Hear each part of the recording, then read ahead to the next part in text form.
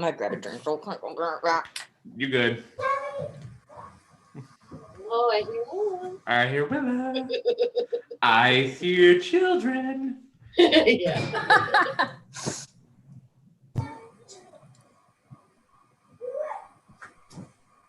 Are we doing it? Also, it may, this is probably just I haven't read enough of the script to know exactly when this is. But if I'm talking during the breathing, feel free to someone else do that in the background. Don't threaten me with a good time. Don't. Hey! You're watching my dad. Yes, I look a little different, don't I? I'm Tommy Doyle. No. Yeah, I'm Tommy Doyle. Oh See? gosh. Are you acting as him? I'm acting as Tommy Doyle Why? because that's my role. Hi. That's a good question. It really is a good question. It's Why are you important. laughing at me? But no, they're laughing. They're laughing because you're funny. Yeah. Yeah. Hi, Willa. We love you.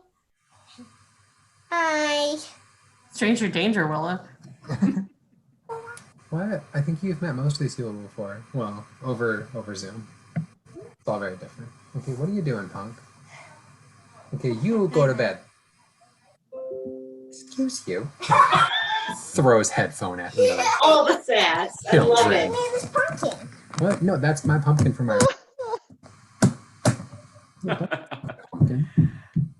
Okay, that was easily the best way to start this stream off. I just could not tell. I love Willa. You don't look like my Like dad. my dad. That was such like little pound cake energy. Oh my god. She is a living little pound cake. This is true. Well, on You're that not note, my real dad, and you never will. Never will be. bingo. Whew. Okay, so on that note, hello everybody and welcome back. Welcome to our Not Ready for Quarantine Players presents Halloween, the 1978 version, not the 2018 version, not the crappy Rob Zombie version, the original Halloween. And this is benefiting, and there goes my cat. This is going to be benefiting the Act Blue Flip the Senate 2020 campaign.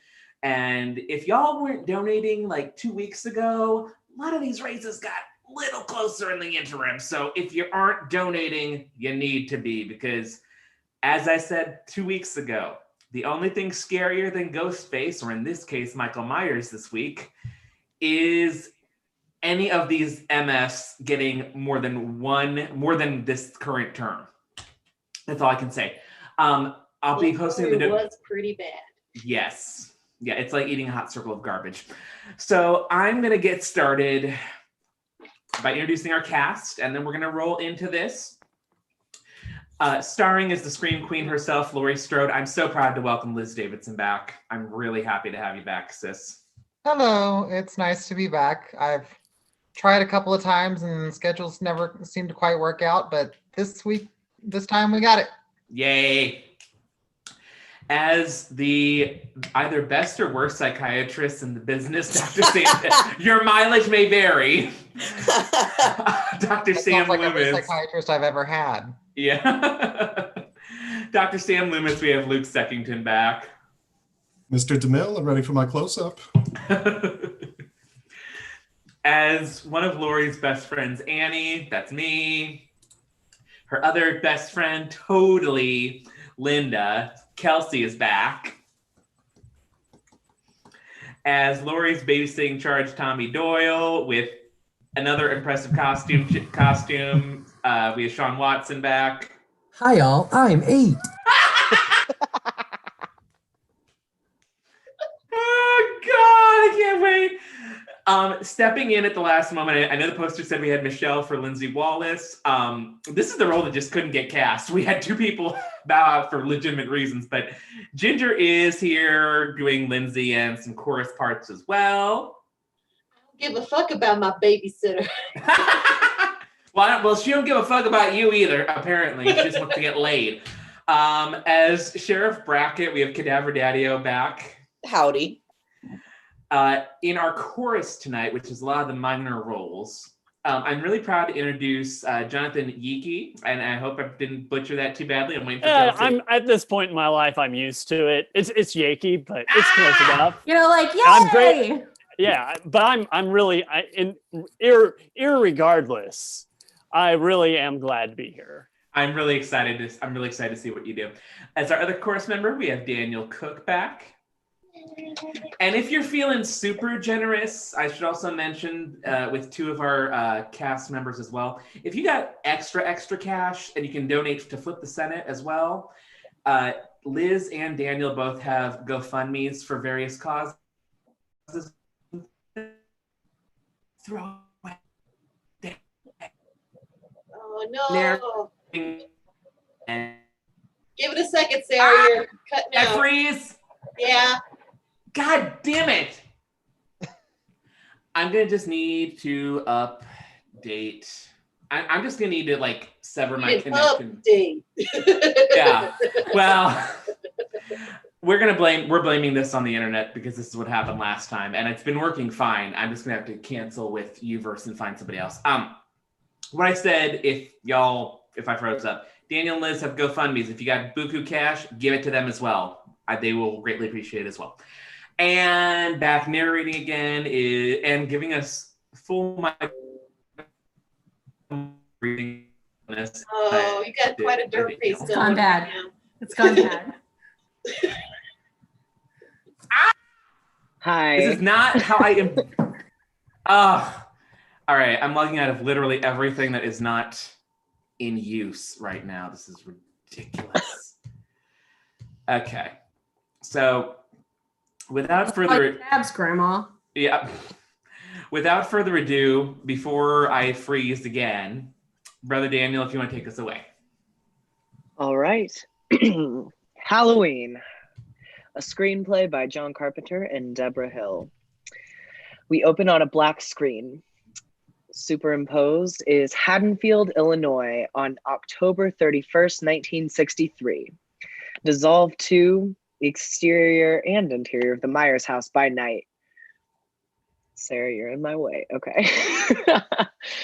It is night. Sorry. We move toward the rear of a house through someone's point of view.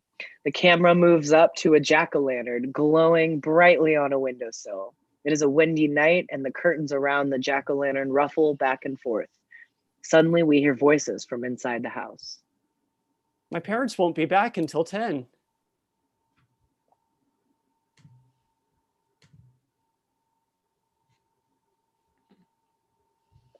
Did we miss the boyfriend? Daniel, I think that's you. I said words. You didn't hear me. Okay. Then laughter. The point of view moves from the jack-o'-lantern down to another window and peers inside. We see the sister's bedroom through the blowing curtains. Into the bedroom comes the sister, 18 and very pretty. She giggles as the boyfriend jumps into the room. Also 18, he wears a Halloween mask and costume. We're all alone, aren't we? Michael's around someplace. The boyfriend grabs the sister and kisses her. Take off that thing. Boyfriend rips off his mask.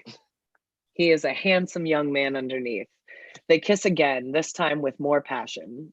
The boyfriend begins to unbutton the sister's blouse. She responds to him. The point of view swings away from the window and begins to restlessly pace back and forth, agitated, disturbed. We hear the sounds of the sister and boyfriend inside the bedroom growing more and more passionate. Finally, the point of view moves back up to the window. Inside, through the moving curtains, we see the sister and the boyfriend on the bed, naked, making love. The point of view springs back from the window and stalks quickly down the side of the house, past the jack-o'-lantern, around to a door. Quietly, the door is opened and the POV moves inside. The point of view glides silently through the house into the kitchen, up to a drawer. The drawer is opened. A large butcher knife is withdrawn. The point of view swings around and moves to the kitchen door. We look down a hallway to the front door. The boyfriend steps out of the bedroom door, buttoning his shirt, and the sister stands in the doorway, a sheet wrapped around her. I gotta go. Will you call me tomorrow? Yeah, sure. Promise? Yeah. They kiss again, and the boyfriend walks to the front door. The sister watches as he leaves and shuts the door behind him. Then she turns and steps back into the bedroom. The POV moves slowly down the hall to the bedroom door and peers around inside. The sister sits at her night table brushing her hair. She is still completely nude. Slowly, the point of view moves into the room. Suddenly, we move down to the discarded Halloween mask on the floor. The point of view bends down and picks it up. And suddenly, the point of view is covered by the mask and we see through the eye holes. The point of view moves up behind the sister. Sensing a presence, she spins around and stares at the point of view, covering her breasts quickly. Michael? Suddenly, the point of view lunges forward. The sister continues to stare incredulously. There is a rapid blur as the point of view drives the butcher knife into the sister's chest and out again almost before we've seen it. The sister looks down at the blood forming at her hands, then back up at the point of view with an astonished disbelief. Then, in a wild paroxysm, the butcher knife blurs continuously in and out of frame, slashing the sister mercilessly. She begins to scream, trying to fend off the blows with her hands, and then suddenly falls out of frame to the floor. The point of view moves back away from the sister's lifeless body, spins around, and careens out of the bedroom. At top speed, the point of view races through the darkened house to the front door, out the door, down the steps, and rapidly up the street.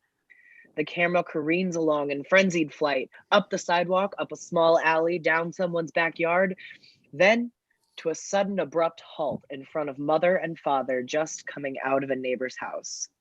Mother and father stare at the point of view, at first in puzzlement, then slow growing horror. I forgot I had this line. Michael? Close shot of Michael. The father's hand reaches up and rips off the Halloween mask, revealing Michael, 6, underneath, a bright-eyed boy with a calm, quiet smile on his face.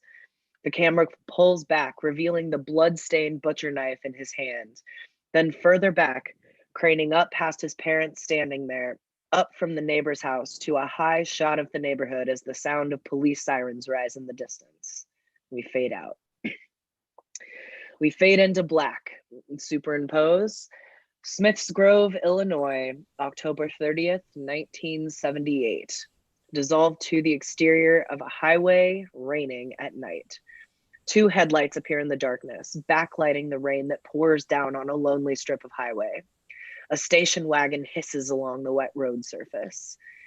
Inside the station wagon, the back seat is separated from the front by a wire mesh screen, much like a police car. Marion, 30, drives. She is dressed in a crisp white nurse's uniform. Next to her in the passenger seat is Sam Loomis, a clinical psychiatrist.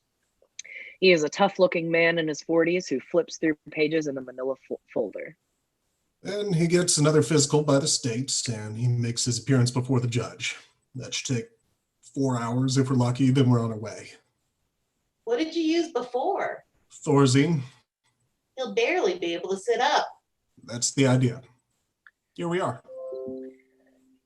Point of view through the windshield, you can see the sanitarium. Through the rain, we see a large sign, Smiths Grove, Warren County Sanitarium. Behind the sign is the sanitarium itself, a cold-looking building surrounded by a fence. Inside the station wagon, Driveway's a few hundred yards up on your right. Are there any special instructions? Just try to understand what we're dealing with here. Don't underestimate it. I think we should refer to it as a him. If you say so. Your compassion is overwhelming, Doctor. Loomis glances at Marion as she lights a cigarette. She shoves the matches into the pack and tosses it on the dashboard. Loomis stares at the cigarette pack. The pack of matches reads, The Rabbit and Red Lounge, entertainment nightly. Loomis turns his eyes back to the rain-slicked road. Ever done anything like this before? Only minimum security. I see.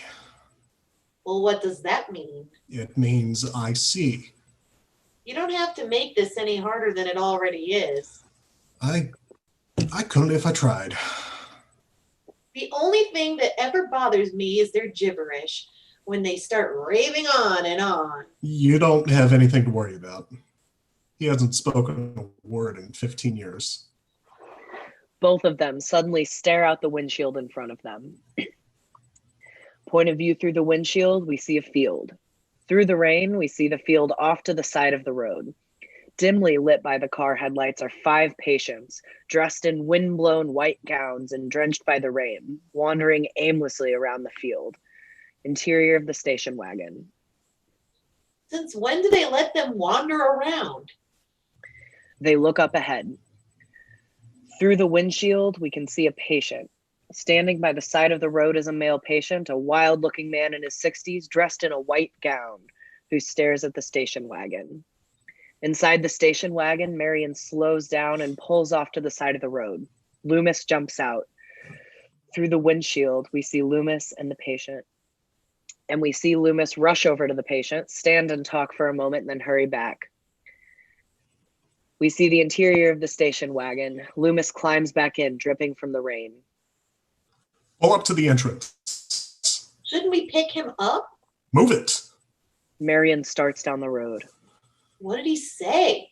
He asked me if I could help him find his purple lawnmower. I don't think this is any time to be funny. He said something else. It's all right now. He's gone. The evil's gone. Point of view through the windshield. Ahead of them is the entrance to the sanitarium. Inside the station wagon, we see Marion slowing down to turn. Through the rear window, we see a shape spring up out of the darkness, streak through the rain, and leap up on the rear of the station wagon. The station wagon bounces up and down. The roof sags in and out with the weight of someone on top. Something just fell on the roof. The roof continues to buckle in and out wildly. Something just jumped on the roof. Marion stops and rolls down her window to look outside. Loomis opens his door and steps out. Suddenly, he's hit in the face by a powerful fist from the roof. Loomis staggers backwards and falls by the side of the road. Marion starts to react. Suddenly, a hand reaches in through the window and lunges at her. The fingers grab her hair. She screams. The fingers tighten around her hair, and the hand pulls Marion roughly to the window. Twisted around in the seat, Marion's foot jams down all the way on the gas pedal. The station wagon roars forward. Marion continues to scream, clawing at the hand. Point of view through the windshield. Through the rain, the road spins crazily ahead, the wipers erasing sheets of rain. Suddenly, the other hand reaches down from the roof and grabs the wiper, holding it tightly. Rain splashes on the windshield, obscuring the road. Inside the station wagon, we see the hand ripping at Marion's hair, screaming and clawing. The windshield has been completely obliterated by rain. Inside the station wagon, we see the station wagon skidding and whams into the shoulder of the side of the road. Marion is hurled across the seat against the passenger door. Rude. Suddenly, the hand springs down from above and slams against the passenger window, shattering it. Shrieking, Marion scurries across the front seat, opens the driver's door, and scrambles out. Exterior from the road of the station wagon. Marion frantically crawls her way across the rain-drenched road, away from the station wagon. The camera tracks with her as she slides down the muddy shoulder. She looks back. Point of view, station wagon. From the shoulder, we see the station wagon in the rain, and the shape jumps into the driver's seat and slams the door. Then the station wagon takes off and disappears down the road into the darkness. Angle on shoulder, Loomis runs up out of the rain and helps Marion to her feet. She cries hysterically. Loomis stares off down the road at the disappearing taillights. You can calm down. The evil's gone. Fade out. We fade into a black screen. Superimposed, it says Haddonfield, October 31st, 1978. Dissolved to the exterior of Lori's house by day. Lori, 17 and pretty in a quiet sort of way, steps out of her 2-story frame house down the front walk to the street. Her face has a soft, innocent quality, her eyes bright and alive. Her father steps out of the door behind her and walks to the car in the driveway. His car has Strode Real Estate emblazoned on the side door. Don't forget to drop off the key at the Myers place. I won't. They're coming by to see the house at 10:30. Be sure you leave it under the mat. I promise. Tracking shot of Lori. Camera moves with Lori as she walks down the residential street. She carries a large bundle of school books in her arms. Across the backyard, Tommy Doyle, an 8-year-old boy with tousled brown hair and bright blue eyes, comes running with his books. Hey, Lori. Hi, Tommy. He catches up with her and they walk along down the street. Are you coming over tonight? Same time, same place. Can we make jack-o'-lanterns? Sure. Can we watch the monster movies? Sure. Will you read to me? Can we make popcorn? Sure. Sure. They walk up to the front of the old 2-story Myers house set back from the street. It is now weather-beaten and dilapidated. Lori walks through the front gate and starts up toward the porch. You're not supposed to go up there. Lori holds up a key. Yes, I am. That's a spook house. Just watch. Lori strolls up to the front porch. She bends down, lifts the welcome mat, and places the key under it. Interior of the Myers house through the window. Through a front window, we see Lori bending over the welcome mat. Suddenly, a dark shape, the outline of a man, leans forward watching her. As she walks back to Tommy at the street, the shape moves to watch them, then fades back into the interior of the house. A tracking shot, Lori and Tommy continue walking down the street.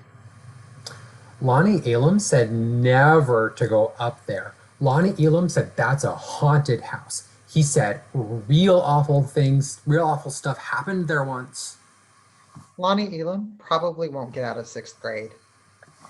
Tommy breaks stride and runs across the street.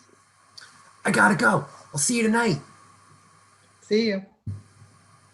Lori continues walking alone. She begins to sing quietly to herself. I wish I had you all alone, just the 2 of us. I would hold you close to me, so close to me. Down the street, we see Lori walking off down the street in the distance. Close to camera, the dark shape moves into frame, watching Lori disappear around the corner. Just the 2 of us. Oh, sorry, wrong song. So close to me. We cut to the exterior of the sanitarium by day. Sam Loomis strides quickly out of the front of the sanitarium, followed immediately by Dr. Wynn, a gray-haired man in his 40s. The camera tracks with them across the parking lot. I'm not responsible, Sam. Of course not. I've given them his profile. Well, you must have told them we shocked him into a grinning idiot. 2 roadblocks and an all-points bulletin wanted to stop a 5-year-old. Loomis reaches a car and unlocks it. He was your patient, Doctor. If the precautions weren't sufficient, you should have notified. I notified everybody. Nobody listened. There's nothing else I can do. You can get back on the telephone and tell them exactly what walked out of here last night. And tell them where he's going. Probably going. I'm wasting time. Loomis gets in the car. Wynn leans down to the window. Sam, Haddonfield is 150 miles from here. How could he get there? He can't even drive. Well, he was doing all right last night. Maybe somebody around here gave him lessons. Loomis starts up the car and pulls away from the sanitarium. Wynn watches him go, then hurries back into the building. We cut to the interior of a classroom by day. Lori sits at the back of a classroom of high school students. Camera moves in on her as a teacher drones away at the front of the room.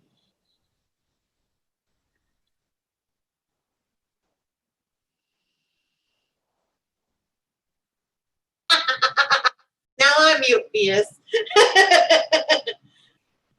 And the book ends. But what Samuels was really talking about here is fate. The camera moves to a close-up of Lori. She barely listens to the teacher as she doodles in her notebook in front of her.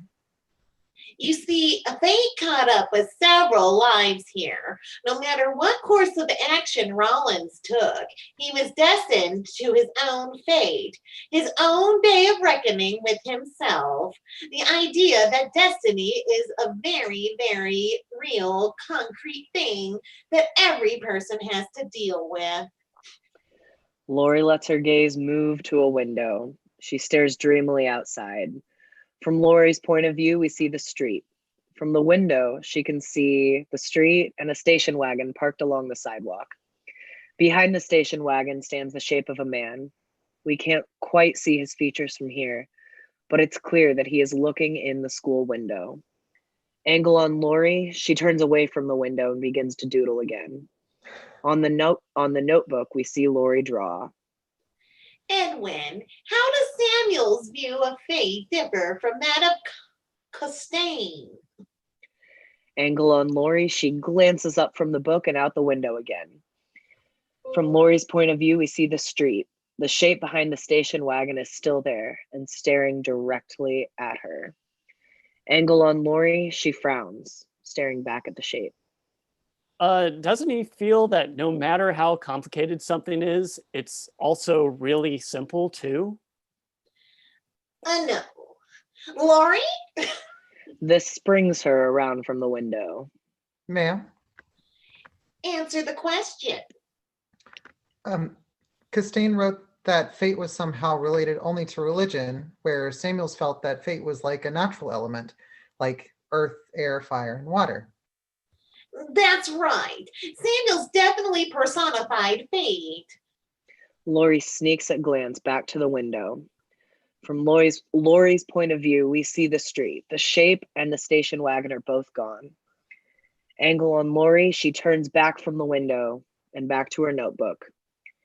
When we see the notebook, she has written, Lori Strode is lonely. Cut to the exterior of a gas station highway by day. We see a car parked in front of a small closed down gas station / diner by the side of the highway. The camera slowly tracks over to a phone booth. Loomis is inside on the telephone. Oh, not since Thursday. Yes, I'm all right. Stop worrying. After this, I'll sleep for a week, 2 weeks. I said I'm all right. Believe me. I'll be home soon. Yes, I do very much. I have to stop him. Of course it's possible, but I know him. When he gets there, God help us. Right, I'll call you. Me too. Goodbye. Loomis hangs up the phone and steps out of the booth. He looks up the highway.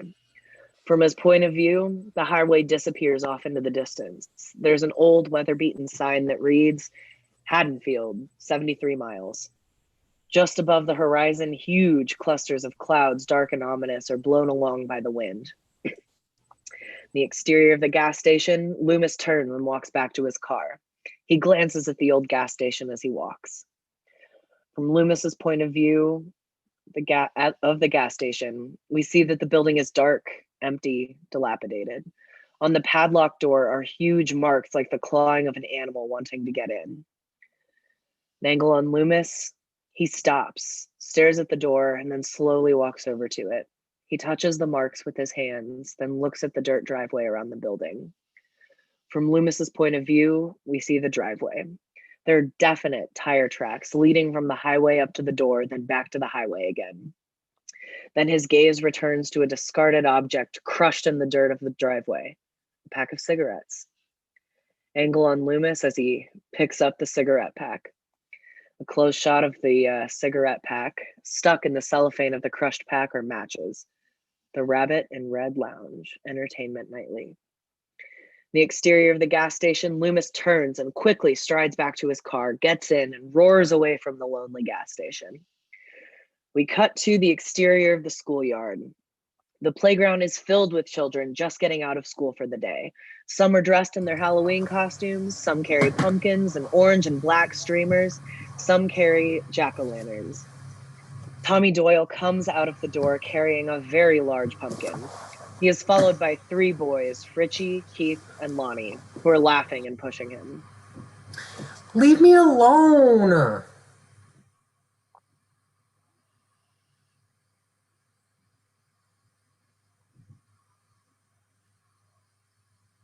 Damn it! He's gonna get you! Lonnie runs up to Tommy and wiggles his fingers in Tommy's face. The other boys form a circle around Tommy and taunt him. In unison, they sing, He's gonna get you. He's gonna get you. That moment when you can't tell if it's lag or not. The boogeyman is coming. No, he's not. Leave me alone. He doesn't believe us. Don't you know what happens on Halloween? Yeah, we get candy.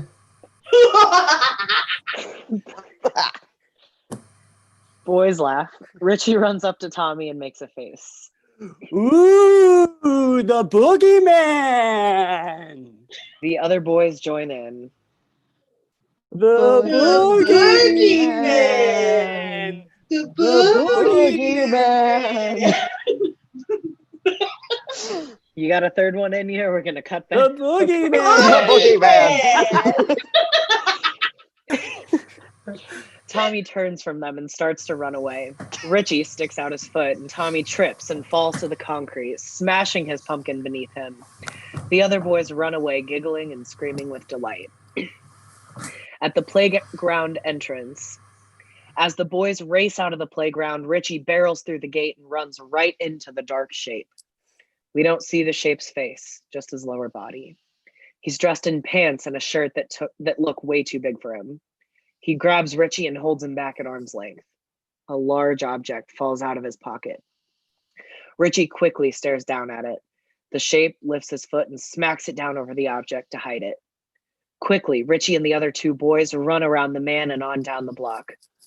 The shape lifts his foot. Underneath it is a large butcher knife. He quickly picks it up and shoves it into his pocket. Slowly, the shape turns and walks away from the playground gate, the camera tracking with him.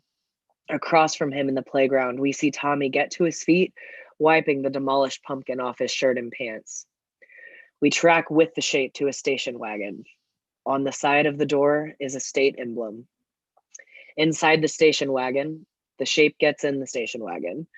We still don't see his face. Separating the front and back seats is the wire mesh screen. It's Loomis's vehicle.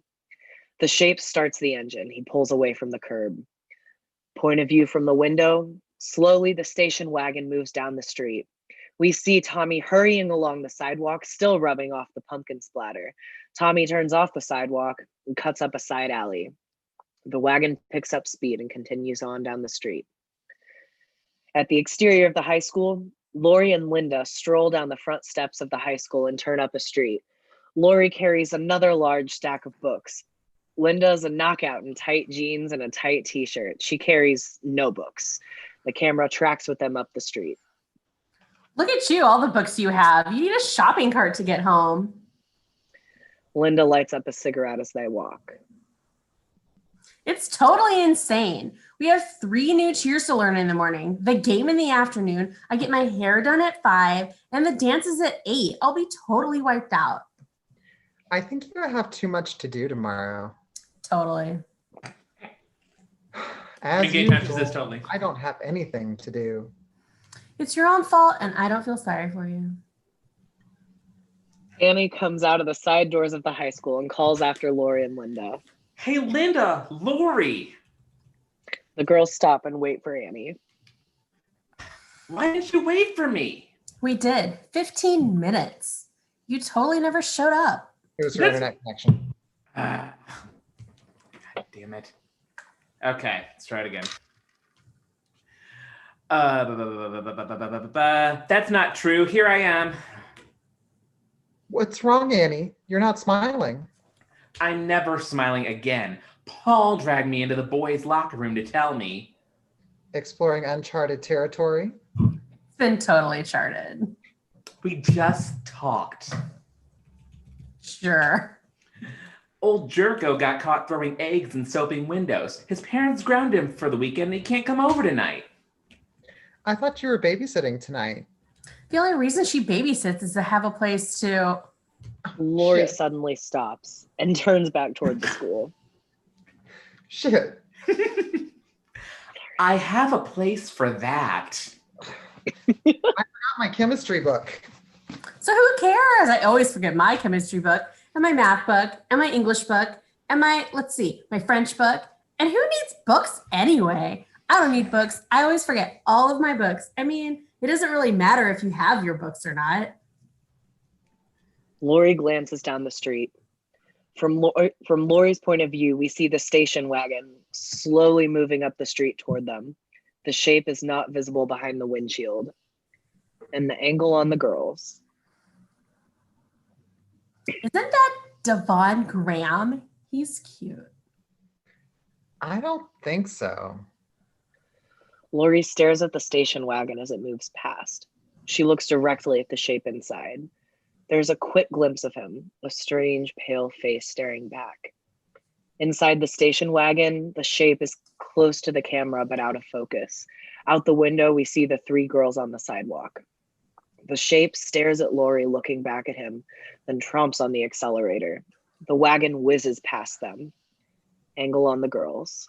Hey, jerk! Speed kills! The point of view, the station wagon. Up the street, the wagon suddenly stops. It sits there, waiting. Angle on girls. God, can't you take a joke? Point of view, the station wagon. For a moment, the station wagon just sits there. Then it takes off down the street and disappears around a corner. Angle on the girls.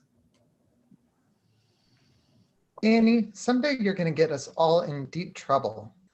Totally. I hate a guy with a car and no sense of humor. The girls start walking again. Lori is quiet, puzzled by the appearance of the man in the car. Well, are we still on for tonight?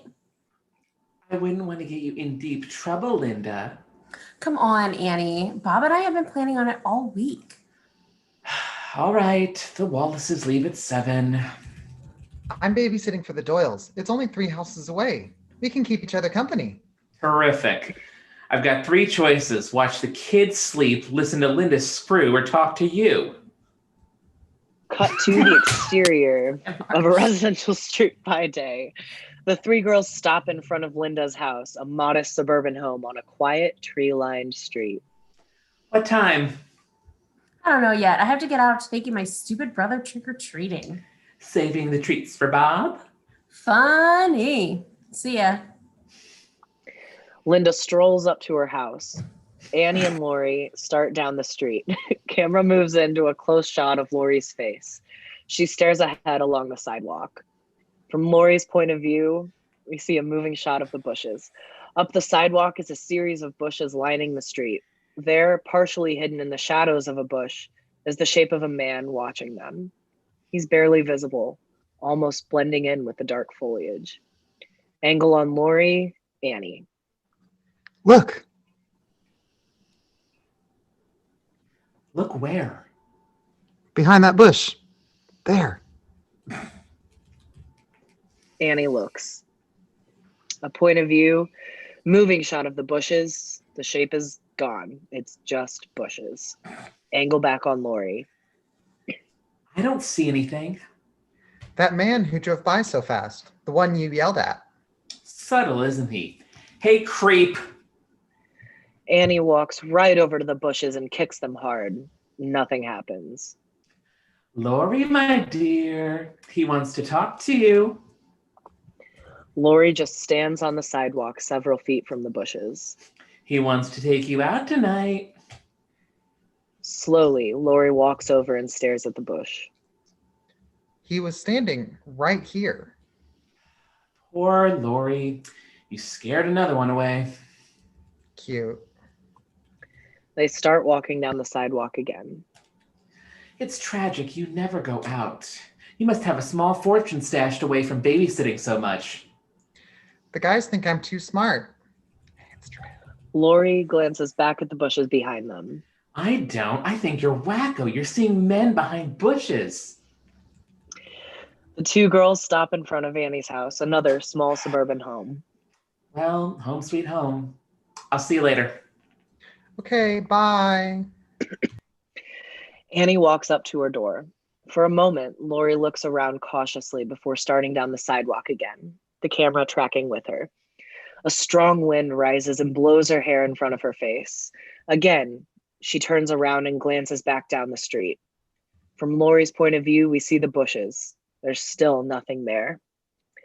Back to Lori, we suddenly see Lori walk right into a man standing on the sidewalk in front of her. She screams and drops her books. It is Lee Brackett, Annie's father. He's a tall man in a county sheriff's uniform. He quickly bends down and picks up her books. Excuse me, Lori. Mr. Brackett. Didn't mean to startle you. It's okay.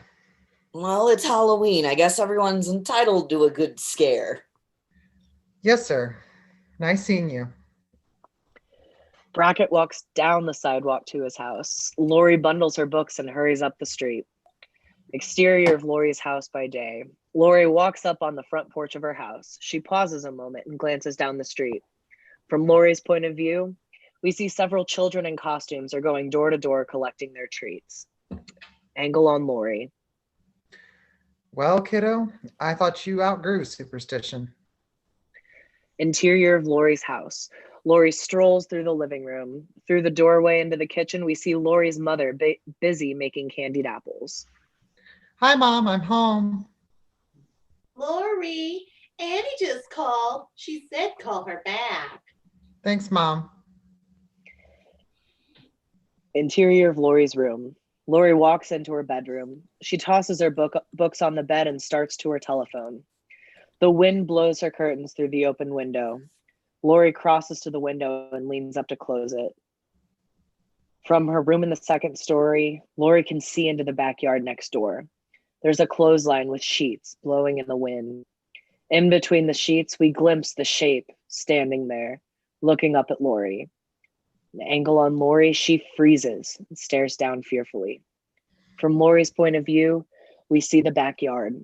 The sheets continue to twist and turn in the wind, but now the shape is gone. An angle on Lori, she slams the door and locks it. She slowly walks to the middle of her room and stands there for several moments, unsure as to whether she's actually seen it.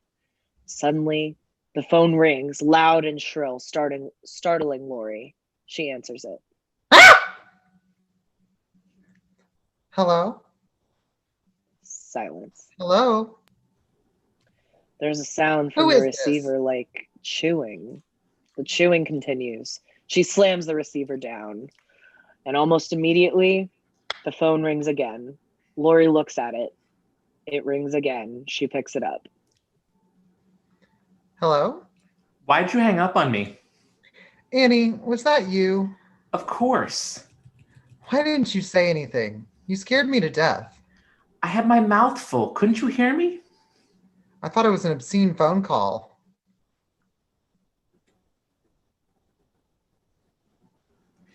Now you're hearing obscene chewing. You're losing it, Lori. I've already lost it.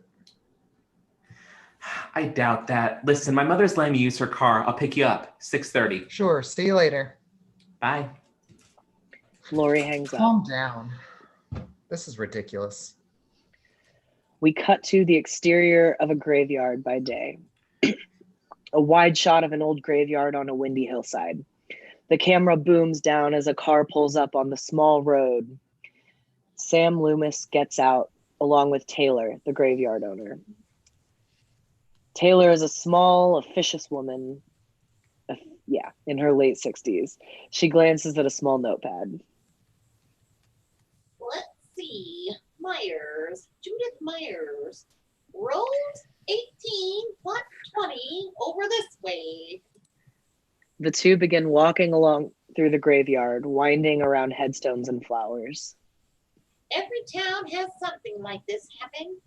I remember a guy over in Russellville, Charlie Bowles.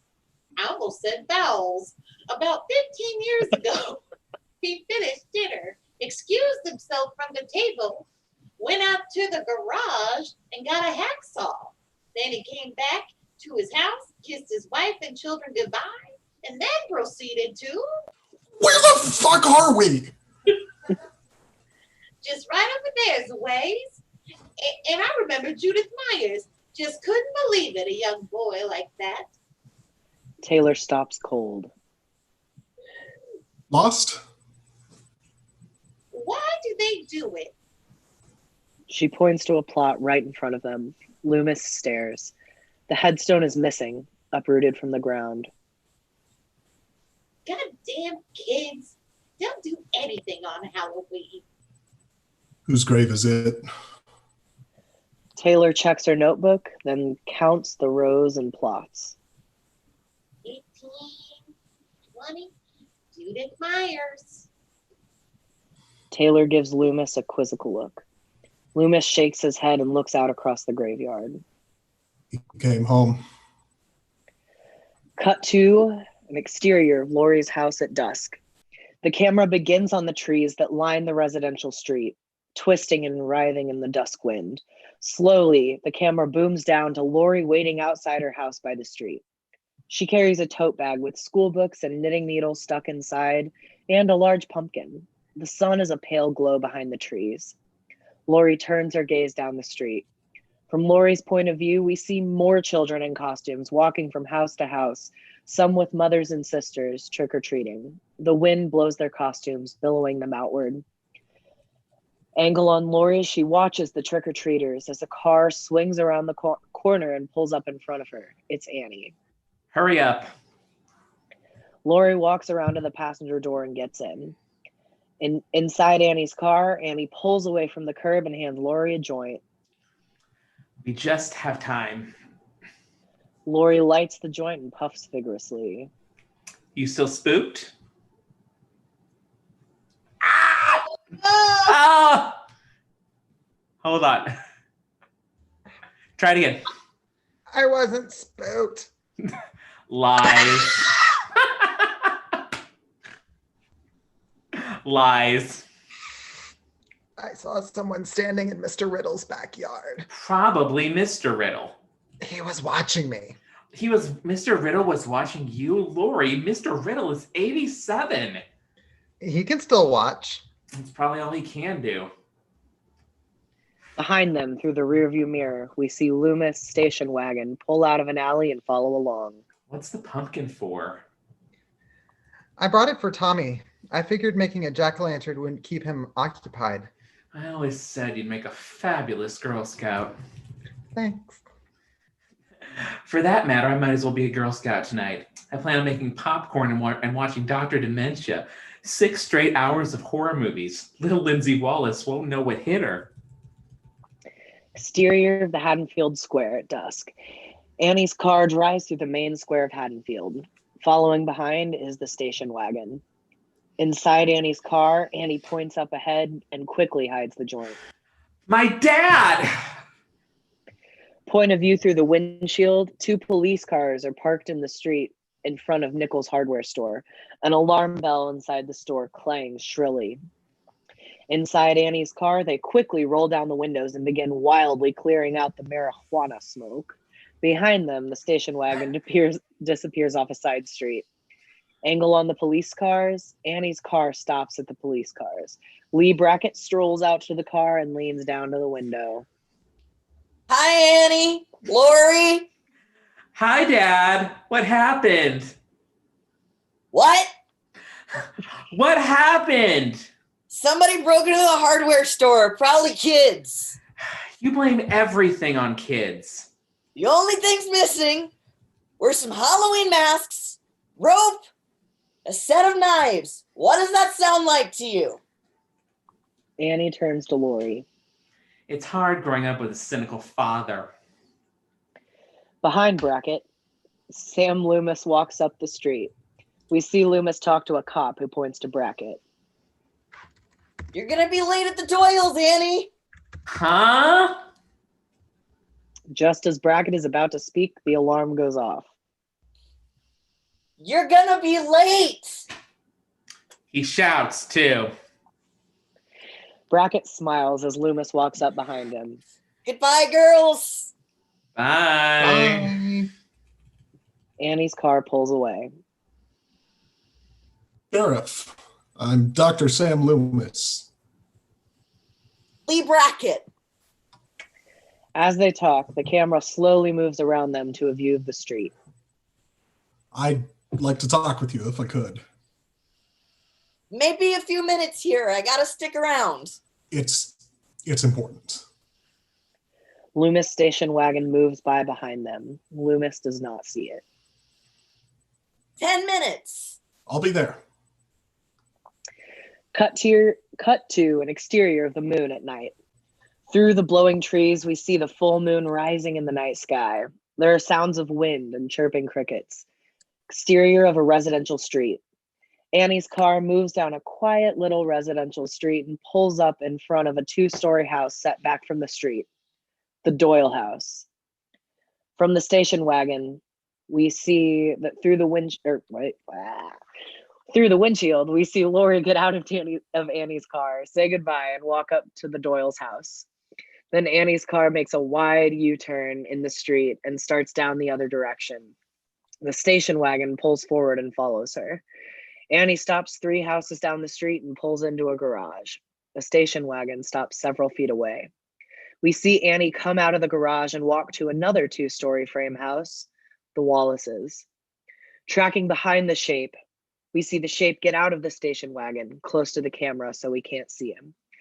He glances down the street. Gusts of wind blow the costumes of children going from house to house. The Shape moves. The camera tracks behind him as he walks toward the Wallace house. The Shape stops in front. Through the front room windows, we can see Annie talking to the Wallaces as they put on their coats. The front door opens. The camera and the Shape quickly move behind a tree to hide from sight.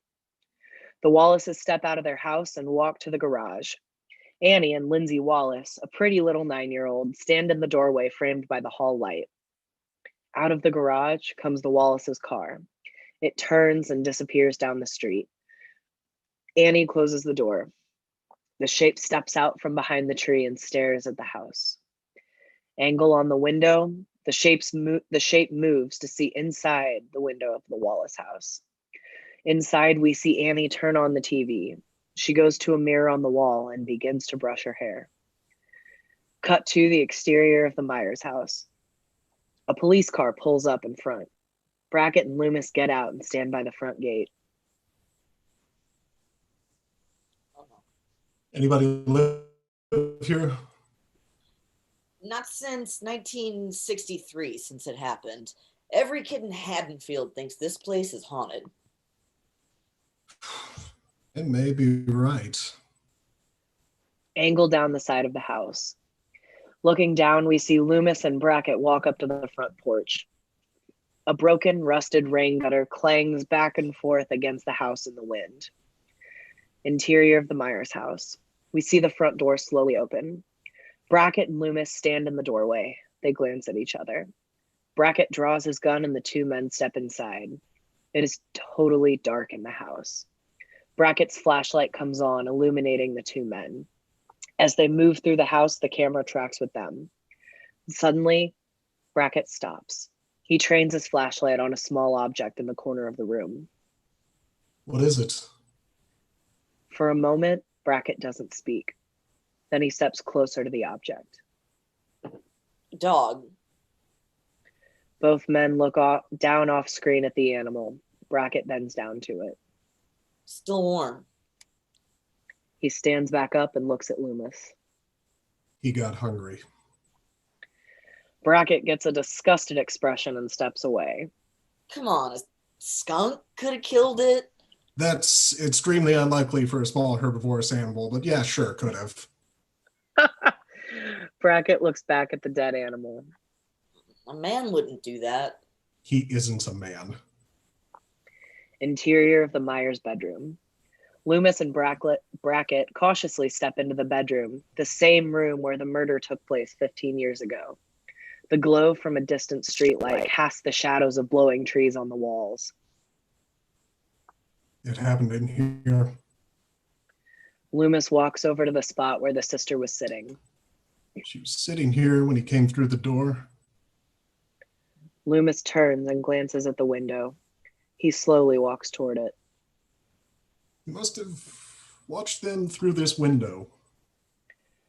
From Loomis's point of view, the camera slowly tracks in toward the window. Angle on Loomis as he stops by the window. Standing just outside, he could peer over the sill. Blown loose by the wind, the rain gutter suddenly swings down and smashes through the window with a thundering crash of broken glass. Loomis jumps back, reaches into his coat pocket, and draws a .357 Magnum revolver. Brackett stares at him. Loomis sees Brackett's reaction and slowly reholsters the revolver. I suppose I seem a bit sinister for a doctor. Looks to me like you're just plain scared. I am. I met him 15 years ago. I was told there was nothing left, no conscience, no reason, no understanding, even the most rudimentary sense of life or death or right or wrong. I met this 6-year-old boy with the blank, cold, emotionless, pale face and the blackest of eyes, the devil's eyes. Spent 8 years trying to reach him, another 7 trying to keep him locked away when I realized that what was living behind that boy's eyes was purely, simply evil. Brackett just looks at him a moment. What do we do? Well, he was here earlier tonight. He may be coming back. I'm going to wait for him. I keep thinking I should call the radio and TV stations. If you do, they'll be seeing him everywhere, on every street corner and every house. Just tell your men to shut their mouths and open their eyes. I'll check back in an hour. Brackett turns and walks out of the bedroom. For a moment, Loomis stares at the rain gutter in the broken window. We cut to the interior of the Doyle house. The camera slowly tracks through the house. It's a large home with a staircase that leads to the bedrooms upstairs. Through a doorway, we see a very modern kitchen. There's a dining room and living room with a big bay window that looks out into the street. Lori sits with Tommy Doyle on the couch reading him a story. Tommy has his Halloween costume on and a big bag of candy on the floor. How now, cried Arthur. Then no one may pass this way without a fight. That is so, answered the knight in a bold and haughty manner. I don't like that story. But King Arthur was always your favorite. Tommy pulls out a stack of comic books from underneath the couch. Not anymore. Why are they under there? Mom doesn't like me to have them. Lori glances through the stack of comic books. Neutron Man. Laser Man. I can see why. Tarantula Man? Lori, what's the boogeyman? The phone rings in the other room. Lori goes to answer it. She picks up the receiver in the den. Hello? Inside the Doyle kitchen, Annie stands making popcorn, the phone at her ear. I also just realized this is the second movie in a row that I'm making popcorn in. Having fun? Never mind, I'm sure you are. I have big news for you. Lester, a large, ferocious-looking German shepherd, trots happily into the kitchen, spies Annie, and walks over to her. He nudges her legs with his head. Oops, hold on a minute. She turns and reaches for Lester uncertainly. Hi, Lester. Lester growls at her menacingly. Lindsay! Lindsay! I'm about to be ripped apart by the family dog. Lindsay trots into the room. Get him out of here. Here, Lester. Immediately, Lester walks over to the back door. Lindsay opens the door and the dog trots out. Then Lindsay closes the back door and walks back into the living room. I hate that dog. I'm the only person in the world he doesn't like. What's this big news? What would you say if I told you you were going to the homecoming dance tomorrow night? Intercut with Lori in the den. I'd say you must have the wrong number. Well, I just talked with Ben Tramer and he got real excited when I told him how attracted you were to him. Annie, you didn't. Tell me you didn't. You guys will make a fabulous couple. Inside the Doyle living room, Tommy walks to the front window and looks out. From Tommy's point of view, we see the street. A couple trick-or-treaters walk by. Behind them, across the street, stands the shape looking into the house. Exterior of the street, the camera is behind the shape looking into the Doyle house. We can see Lori talking on the phone. The shape's head moves slightly and we pan to see Tommy at the front room window looking out. Tommy moves away from the window. We pan back to see him enter the den and pull on Lori's blouse. Inside the Doyle house. Lori!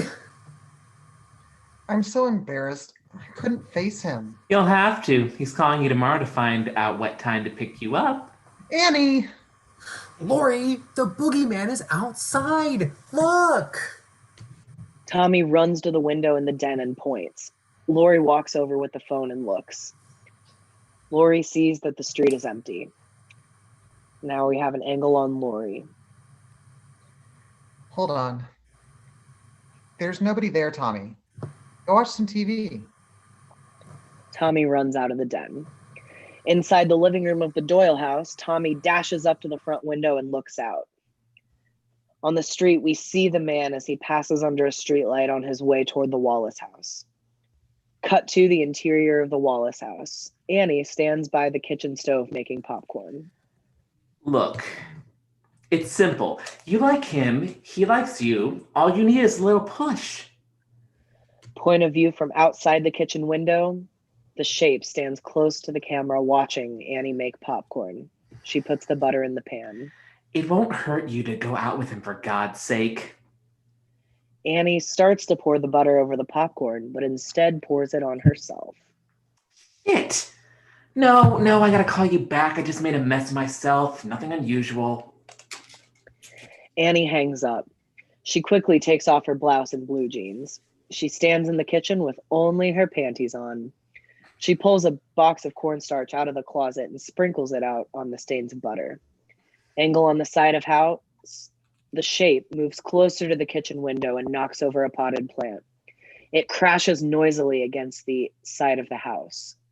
Inside, Annie is startled by the crash. She looks outside the window. Outside the kitchen window, a hanging plant swings in the wind. It bumps against the side of the house. We see an angle of Annie turning from the window and walking out of the kitchen. Outside the house, the hanging plant continues to whop outside the house. A hand suddenly stops its motion. The shape leans up close to the kitchen window, looking inside. Angle on the dog. From the darkness of the backyard, Lester springs forward into camera, snarling and barking viciously. The shape darts away from the kitchen window, the dog snapping right after him. Interior of the Wallace house. Annie listens to the growling of the dog. She turns to Lindsay in the living room. Lindsay, Lester's barking again and getting on my nerves again. No, he's not.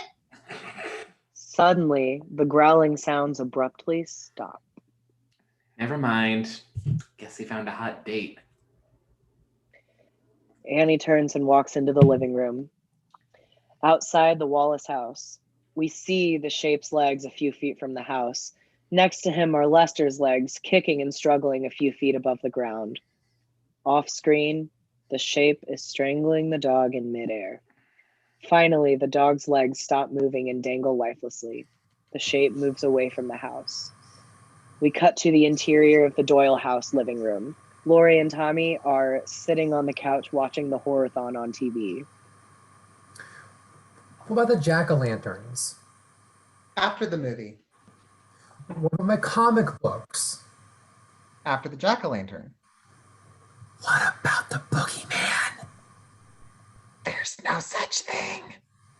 Richie said he was coming after me tonight. Do you believe everything that Richie tells you? No. Tommy, Halloween night is when you play tricks on people and scare them. It's all make-believe. Richie was trying to scare you. But I saw the boogeyman. I saw him outside. There was no one out there. There was. What did he look like? The boogeyman. We're not getting anywhere. All right, look, Tommy. The boogeyman can only come out on Halloween night, right? Right. And I'm here tonight, and I won't let him get you. Promise. I promise. Can we make the jack-o'-lantern now? Lori holds out her hand. Tommy takes it, and together they walk into the kitchen. Exterior of the passageway to the laundry room at the Wallace house. Annie walks through the passageway to the laundry room. She is wearing a nylon robe and carrying her clothes to be washed. The wind blows the robe open. Another angle of the passageway. The shape stands behind a tree, watching Annie walk along the passageway. Annie walks into the dark laundry room. Almost immediately, the wind blows the door shut. Annie stands motionless for a minute, then begins looking for the light switch. Terrific. Angle on the door, creaking open. Behind it, we see the outline of the shape standing there. An angle on Annie, she turns toward the slightly opened door. Hello? Silence. Breaking one of the rules of Scream. Who's there? Silence. The wind blows the door open a little wider. In the light from the main house, Annie sees the light switch. Quickly, she flips on the switch and the laundry room lights up. She glances outside the door. There's no one there. Paul, is this one of your cheap tricks? Guess not. She steps back inside and crosses to the washing machine. She opens the top and dumps her clothes inside. No tricks for Annie tonight. Suddenly, a big gust of wind comes through the open window above her, and the door slams shut.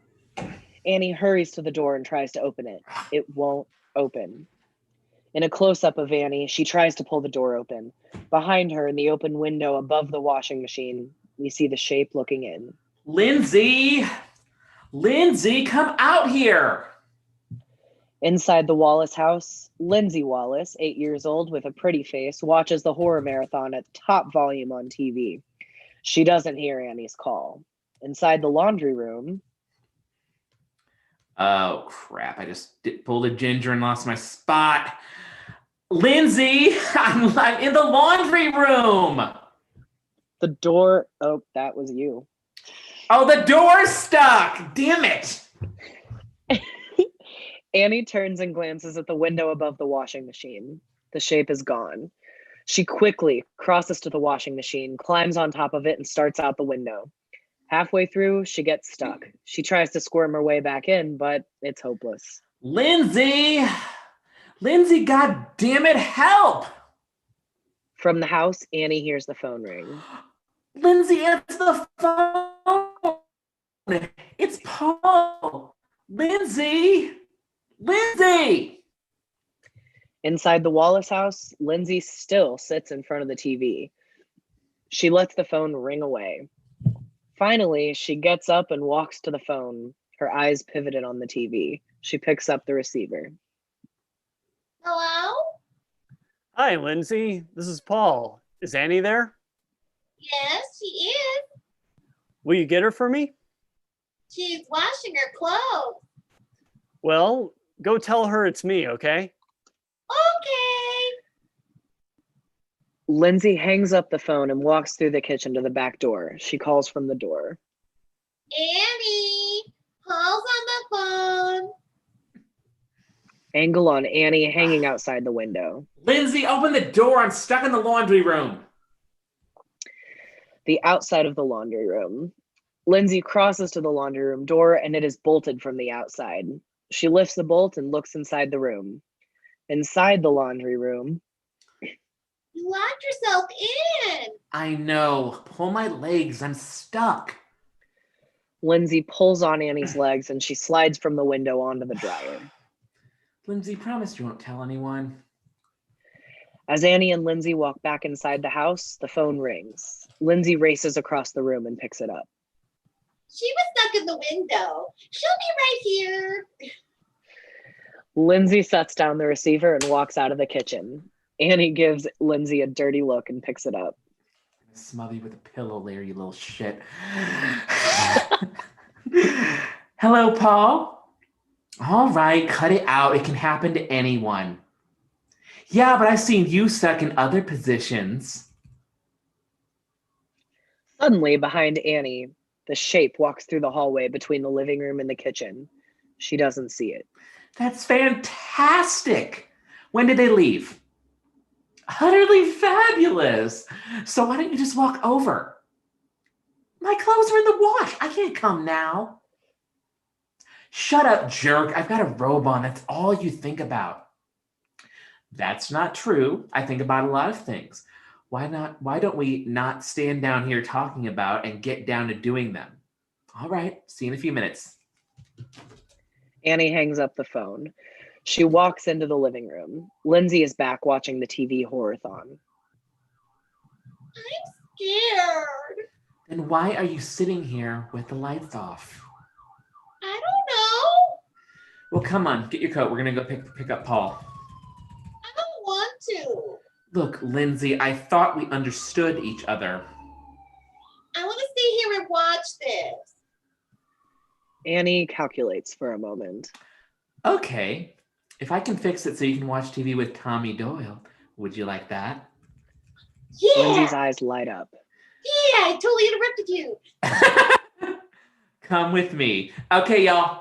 That is intermission. I'm just going to put it to 8:30. So we're going to take a break, come back, and yeah. So we'll see you at 8:30. Take it 15.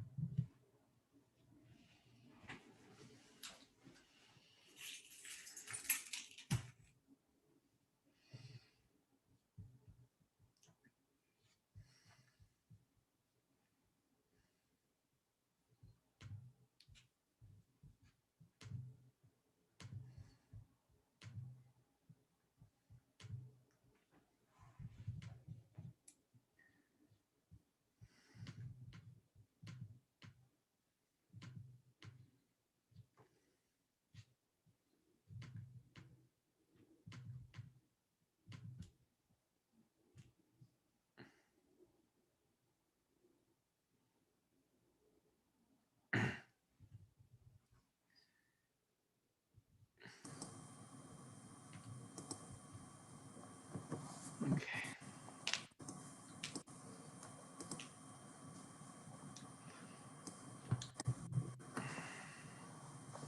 All right. Obviously, this goes without saying. Great job so far. Sean, you're hitting just the right notes of annoying. I know. I was like, how do You I and Ginger. year old? I mean, I'm assuming you're drawing some inspiration from your kids. What? Me? Never. Well, minus like the high functioning sociopath that is Willa. You don't look like my dad. Okay, baby girl. I love this. I have my phone in the waiting room. So and I think I literally have like 2 lines with Lori, and then I have to like start running around like a crazy person. Yeah, going in. Horn. Yeah.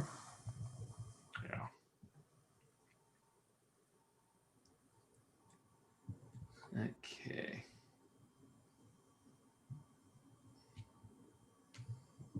I wonder if I can just admit. No, I got 8 minutes. Let me admit the phone and mute it, because I think that's what's gonna work. Call in using internet audio. Oop, and I gotta mute this crap.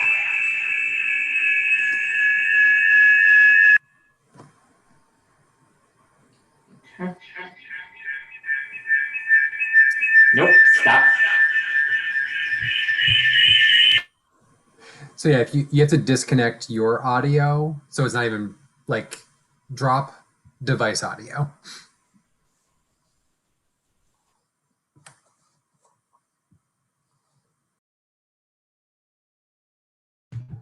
Okay, I think we're good. I found. You think I would know from all these court assignments that that I've been with on my boss, and we've been hearing all this echo. You think I would know that, but oh no.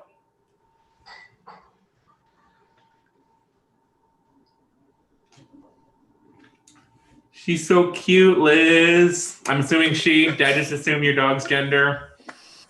This is Princess. She's so cute.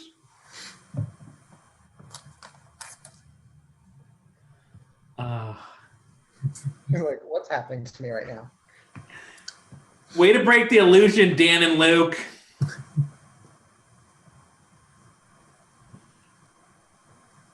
Aww.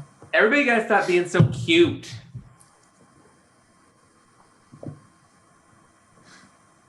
Okay.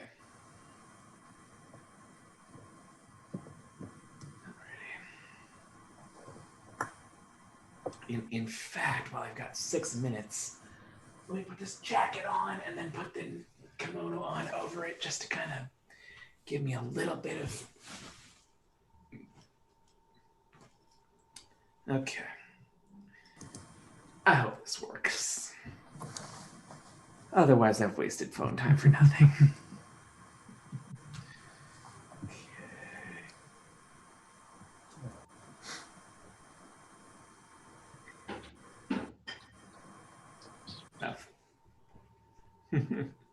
Princess so cute. How old is she, Liz? Like 16, 17? We're not really sure. 15, 16 maybe? Goodness. Leah's had her for 14 years, and she was 2 or 3 when she got her. You mean Leah? Yeah, she's a rescue, so we don't really know. Hey, off screen, Leah. Love you. Hi, Leah.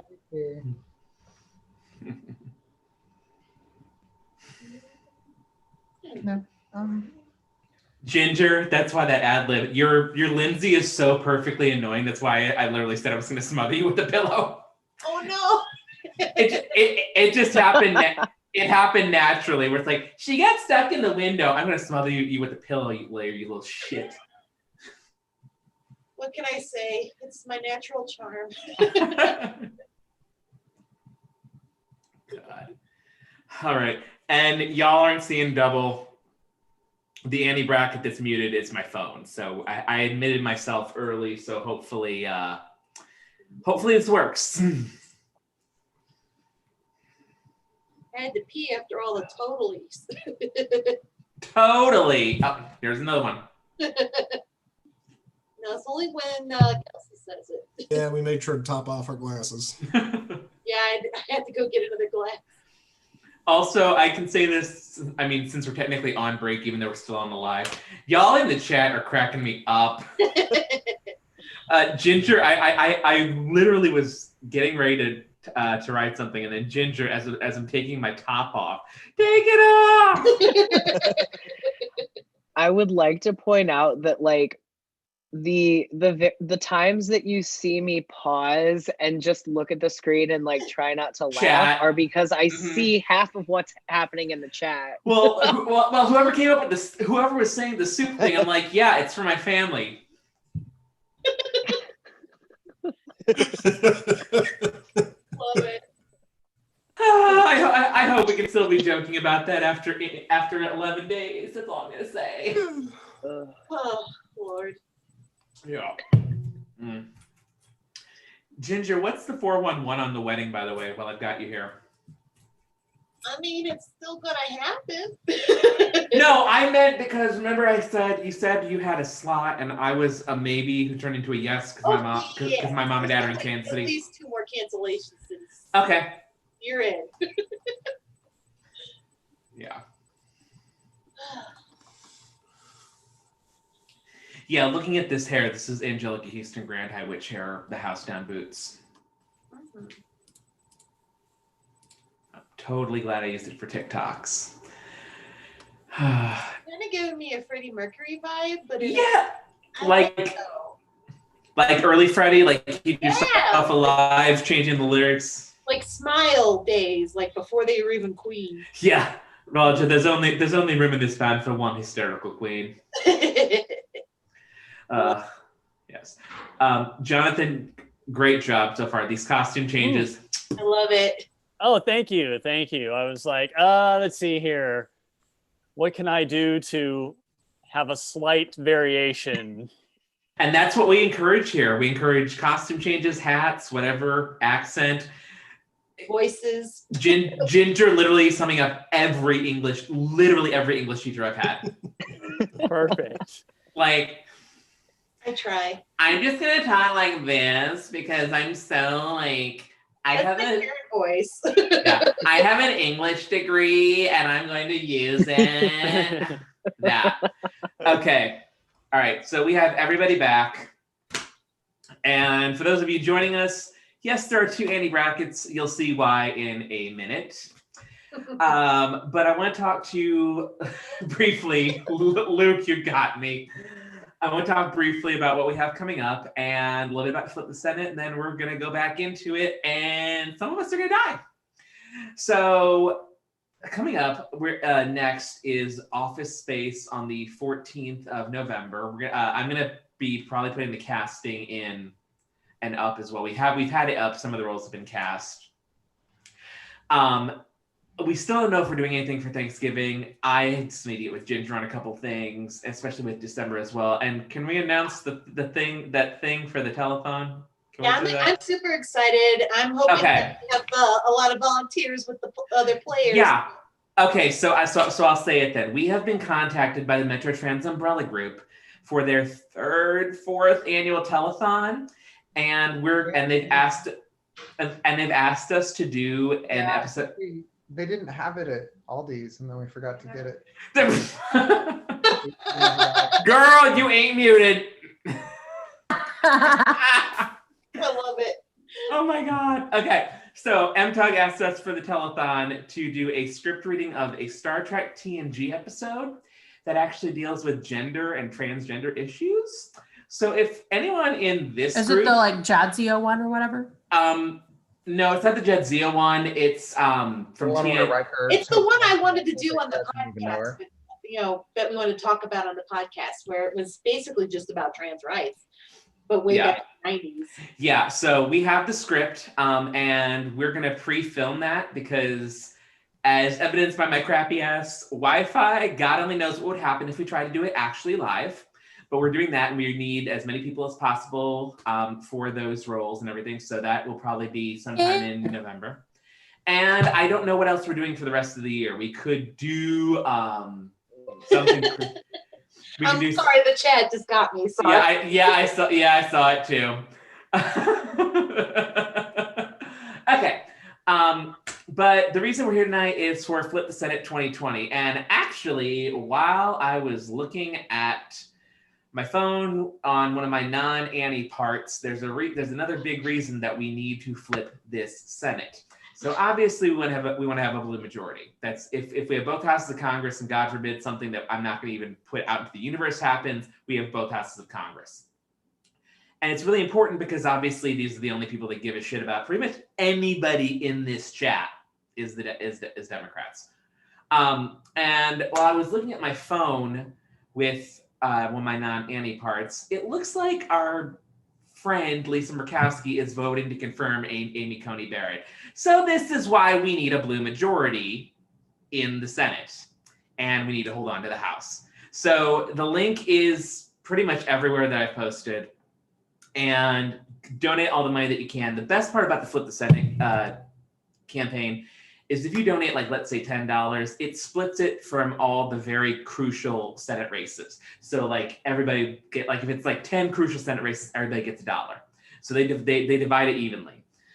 You can, and I will also let you guys know that if you donate, you will be getting campaign emails from all those campaigns, but it's a price to pay to hopefully flip that Senate. So without further ado, I am going to turn it back over to Brother Daniel, who has been doing a fantastic job with this verbose script. I'm so sorry.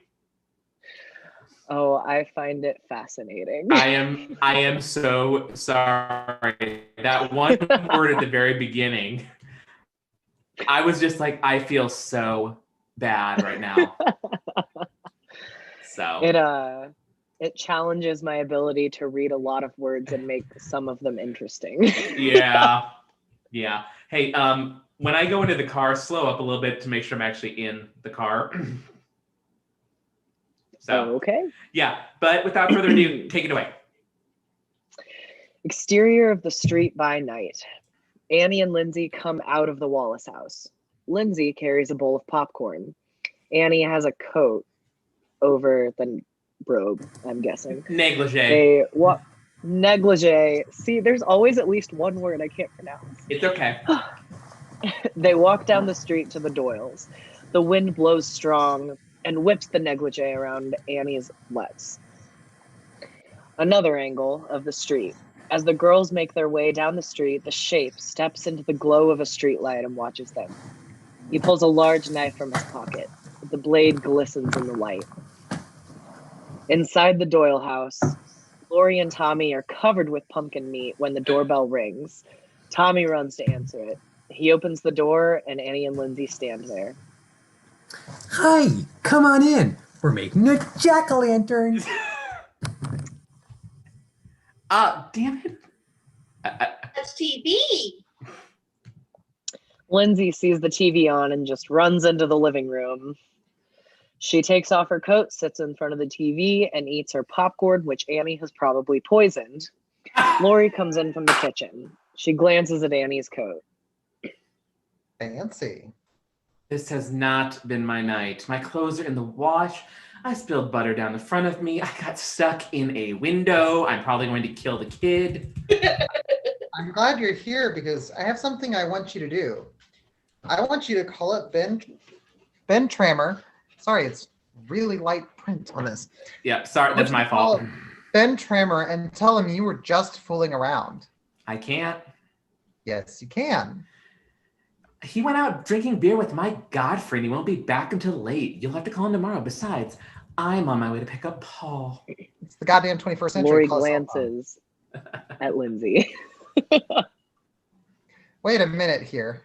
If you watch her, I'll consider talking to Ben Tramer in the morning. Deal. Hey, I thought Paul was grounded. He was. Old Jerko found a way to sneak out. Listen, I'll call you in an hour or so. Before Lori can say anything else, Annie rushes out the door. Lori closes the door and looks in at Tommy and Lindsay, engrossed in the horror-thon.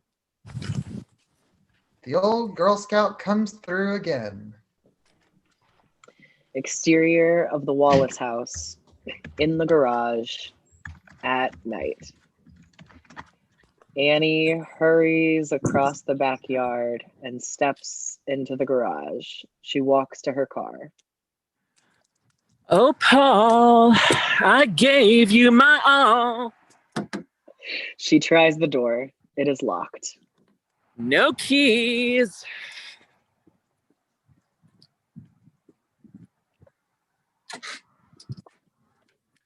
I don't remember the rest of the lines. Jump in if you want to, Brother Daniel. Quickly, she turns and walks Open! out of the garage.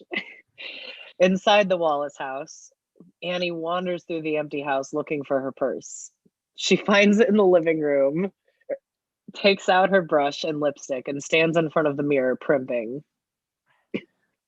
My Paul, I can no longer stall.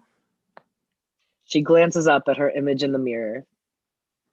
Lucky thing, spilled butter on her clothes. But no one will ever know, except for Paul. Suddenly, the phone rings. Quickly, Annie grabs it. Hello? Oh, hi, Dad. No, just watching TV with Lindsay. Be careful about what? Well, if you can't tell me, how can I be careful? Sure I will. Bye, Dad. She hangs up, grabs her purse, and rushes out the door. Inside the garage, we see Annie walking into the garage, over to her car, and opening the door. It is now already unlocked. Wait, nope, it's not unlocked yet. It is. Now it's unlocked, but Annie doesn't notice. Inside the car, we see Annie sliding in and inserting the key into the ignition. The car starts. Annie glances at the car door lock. Suddenly, she remembers that before it was locked.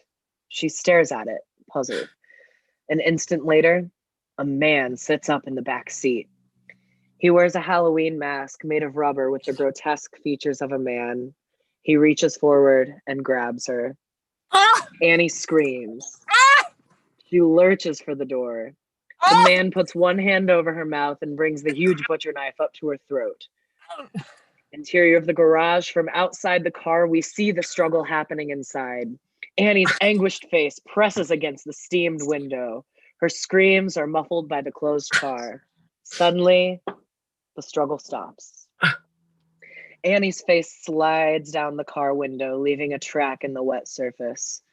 Then slowly, the track in the glass steams over again. Cut to the inside of the Doyle house. Music from Invasion of the Body Snatchers fills the room. Lindsay and Tommy are riveted to the screen. Tommy glances at Lindsay and slowly sneaks away from the couch. He jumps to a window and ducks behind a curtain. Lindsay. Lindsay. Lindsay turns around and looks for Tommy. Where are you? No answer. Lindsay gets up from the couch to search for Tommy. Behind the curtain, Tommy hides, preparing to jump out and scare Lindsay. For a moment, he glances out the window. From Tommy's point of view, we see the figure of a man carrying what seems to be a body across the Wallace's backyard. Inside the Doyle house, Tommy screams and jumps out from the curtain, scaring the hell out of Lindsay, who deserved it, but she also screams and begins crying. Ah!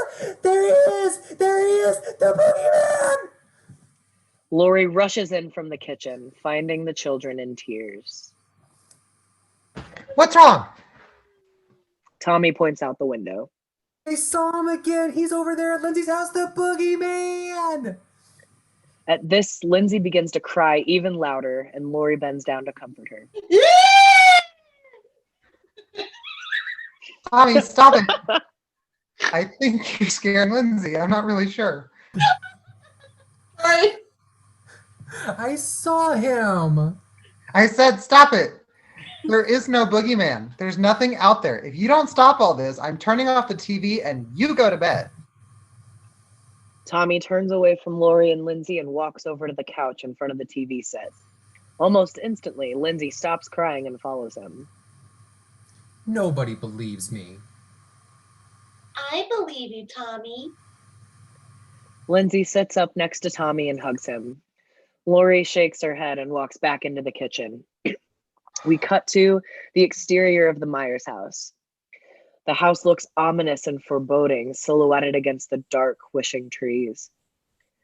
Camera tracks behind the hedge to where Loomis sits waiting. Suddenly, there are noises from the street. Loomis parts the hedge in front of him and stares. From Loomis's point of view, we see three boys, Keith, Richie, and Lonnie, same boys from the playground, creep up to the edge of the sidewalk in front of the old house. They stare fearfully at the dark, tomb-like structure. I'm not afraid. Bullshit. I'm not. Then go in. For a moment, Lonnie hesitates, then slowly moves through the front gate up toward the porch. An angle on Loomis. He watches the young boy walk toward the house, unsure whether he should interfere or just watch. From Loomis's point of view, we see Lonnie makes it to the front porch and tentatively steps up to the door. He glances back to his friends in the street, and Loomis's point of view also moves to the street. Chicken. Go on, Lonnie. Loomis's point of view moves back to Lonnie at the front door. The boy turns to open the door, and he's scared out of his mind. Loomis quietly stands up behind the hedge. Hey! Loomis's point of view, Lonnie spins around and stares in horror at the talking hedge. An angle on Loomis. Hey, Lonnie! Get your ass away from there! From Loomis's point of view, we see that moving like the wind, Lonnie barrels off the porch and races back to his friends. The three boys hurtle off down the dark street in utter terror. Angle on Loomis. He watches them race away, smiling to himself. Suddenly, two hands enter the frame and grab Loomis's shoulders. Loomis jumps and spins around. Standing there is Brackett. Jesus! You all right? Sure. Nothing's going on. Just kids playing pranks, trick-or-treating, parking, getting high. I have the feeling you're way off on this. You have the wrong feeling. You're not coming up with much to prove me wrong. Exactly what do you need? Well, it's going to take more than fancy talk to keep me up all night creeping around these bushes. I watched him for 15 years, sitting in a room, staring at a wall, not seeing the wall, seeing past it, seeing this night. He's waited for it, inhumanly patient, hour after hour, day after day, waiting for some silent, invisible alarm to trigger him. Death has arrived in your little town, Sheriff. You can ignore me or you can help me stop it. More fancy talk. You want to know what Haddonfield is? Families. Children all lined up in rows, up and down these streets. You're telling me they're lined up for a slaughterhouse? They could be. I'll stay out with you tonight, Doctor, just on that chance that you're right. And if you are right, damn you for letting him out. Brackett turns and walks back to the street. Loomis watches him for several moments. We cut to the outside of the Wallace house. The house is quiet, dark. The lights are all out. Annie's car is parked in the garage. A car pulls up in front of the house and parks. Its lights flick off. The sounds of laughter come from inside. Inside the car, Bob Sims, a good-looking 17-year-old, pops open a can of beer. Next to him, Linda guzzles hers. They embrace. Now, first we'll talk a little, and then Annie will distract Lindsay, and we sneak quietly up the stairs to go to the first bedroom on the left. Got it? Okay. First, I rip your clothes off. Bob grabs Linda and she starts giggling. The can of beer falls over into the front seat. You idiot! Then you rip my clothes off. Then we rip Lindsay's clothes off because I'm the worst. I think I've got it. Totally. Not, because that's fucking terrible. Outside the Wallace house, the idiot Bob opens the door, and together they fall out under the ground. Bob picks Linda up and carries her up to the front door. Bob, put me down. Put me down. This is totally silly. Linda squirms in Bob's arms. As he sets her down, her foot accidentally hits the front door and it swings open. Linda and Bob both stop. Annie, we're here. Bob and Linda enter the house. Inside the Wallace house, the living room is empty. The lights are off. Linda and Bob enter the house and begin turning on lights. Wonder where they went. He probably took Lindsay out or something. Let's look for a note. Bob walks over to Linda. Let's don't. They embrace. Bob pulls Linda over to the couch and turns out the light. They kiss. A shadow comes over them. They continue kissing, unaware of the shape of a man on the stairway watching.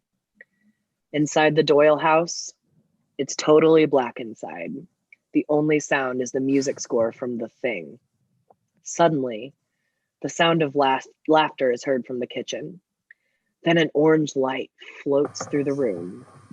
As it gets closer, we see that Lori is carrying a jack-o'-lantern with a candle illuminating from the center of the pumpkin. Behind Lori is Tommy and Lindsay making scary noises. The procession continues through the house. Ooh, he's gonna get you. No, he's not. Nobody's gonna get anybody. Now stop scaring each other or you're both gonna get it.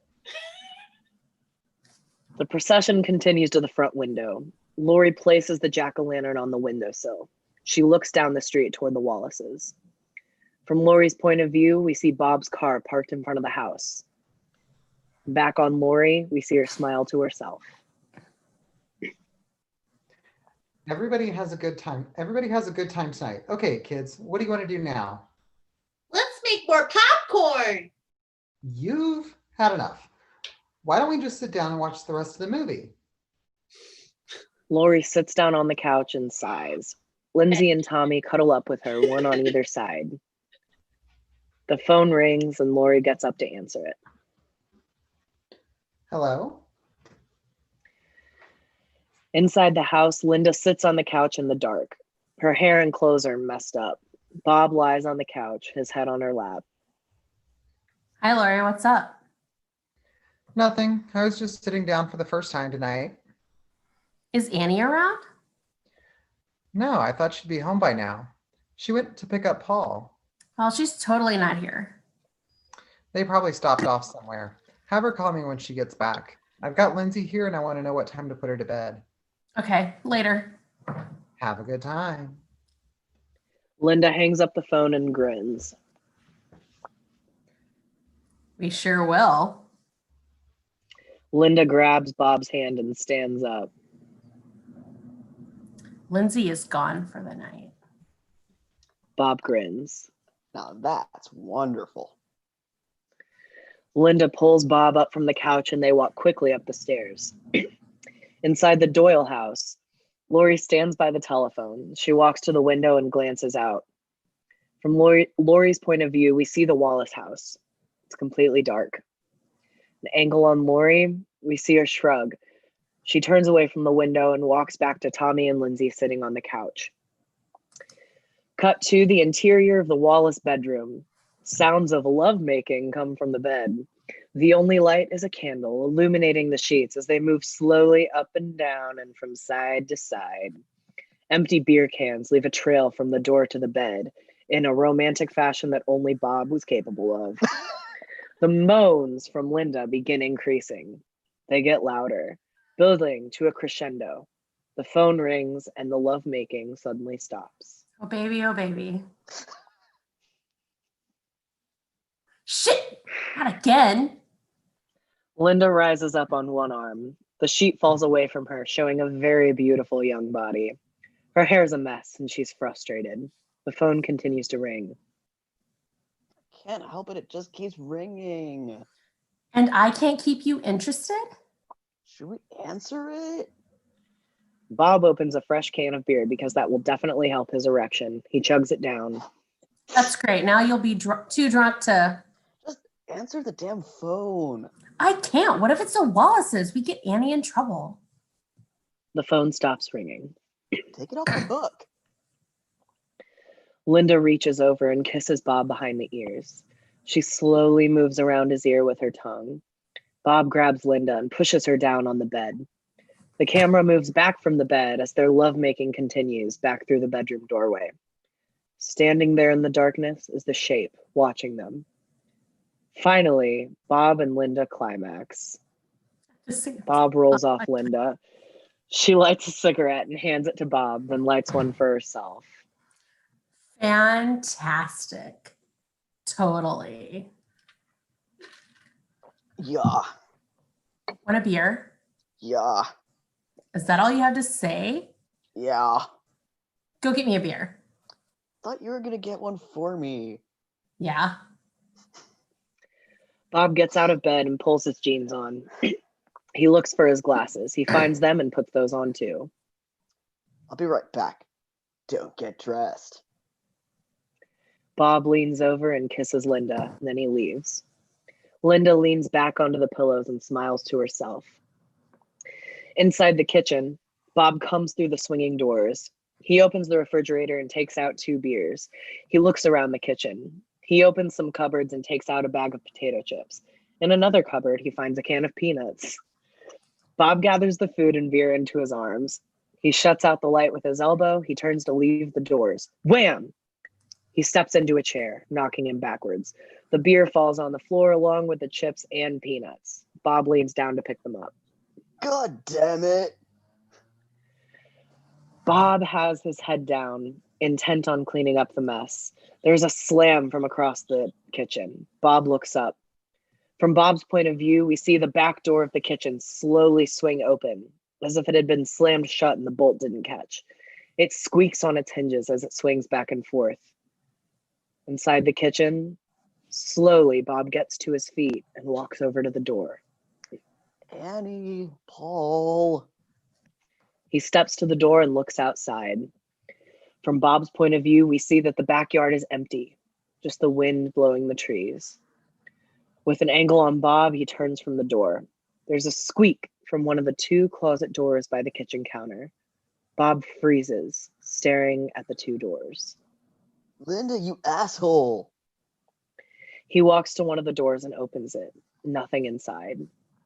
All right, Linda, come on out. He steps to the other door and opens it.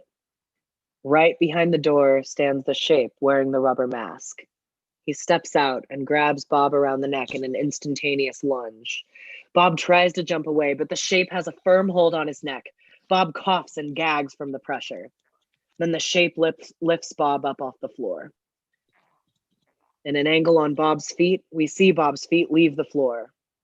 When we see his face, he makes a guttural sound deep in his throat as the Shape's hand closes tightly around his windpipe. With an angle on the Shape, behind the mask are 2 burning eyes. The Shape moves forward. An angle on the wall. Still holding him up with one hand, the Shape slams Bob against the wall, holding him several feet off the floor. Bob struggles to get free. The Shape lifts his other hand and holds the butcher knife. The Shape drives the knife deeply into Bob's chest with a slamming thud. The other end of the knife stuck through the wall. Then the Shape steps away. Bob hangs there, impaled on the wall, eyes still open in horror, dead, and having finally gotten what the fuck was coming to him.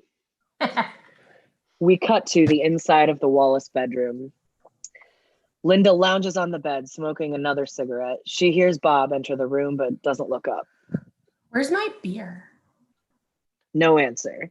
Linda turns around and looks. From another angle of Linda's point of view, the Shape stands in the doorway. He's covered with a sheet like a ghost. He wears Bob's glasses. Cute, Bob. Real cute. The ghost doesn't answer. Another angle, we see Linda looking at the ghost. She slides the sheets down from her body. Come here, you fool. The ghost doesn't answer. He continues to stare at Linda. Can't I get your ghost, Bob? Linda laughs at her own joke and then stops when she sees that the ghost is motionless. All right. So where's the beer? Nothing. The ghost just stands there. Well, answer me, okay? Don't answer me. Boy, you weird. Linda gets out of bed. She is nude and looks beautiful and sensuous in the candlelight. She walks over to the phone. I don't know what to do with that. Well, I'm going to call Lori. I want to know where Annie and Paul are. This isn't going anywhere. Linda sits down on a chair by the telephone. In the background, the ghost stands in the doorway. She starts to dial the phone. The ghost starts walking toward her. Inside the Doyle house, it's very quiet. The kids are asleep. Lori is sitting on the couch knitting, and the phone rings. Finally. Lori crosses to answer the phone. Inside the Wallace bedroom, Linda holds the phone to her ear. The ghost walks up slowly behind her. He raises his hands to grab her. Inside the Doyle house, Lori answers the telephone. Hello. Inside the Wallace bedroom, Linda hears Lori's hello as the ghost grabs the phone. He clamps one hand over Linda's mouth. She squirms and writhes. He takes the telephone cord and wraps it around her neck. Inside the Doyle house, Hello. Lori hears squeals and rustling sounds across the phone. All right, Annie. I've heard your famous chewing. Now I get your famous squeals? Lori continues to hear weird sounds. Annie? Inside the Wallace bedroom, Linda tries to fight off the ghost. He wraps the cord around the neck.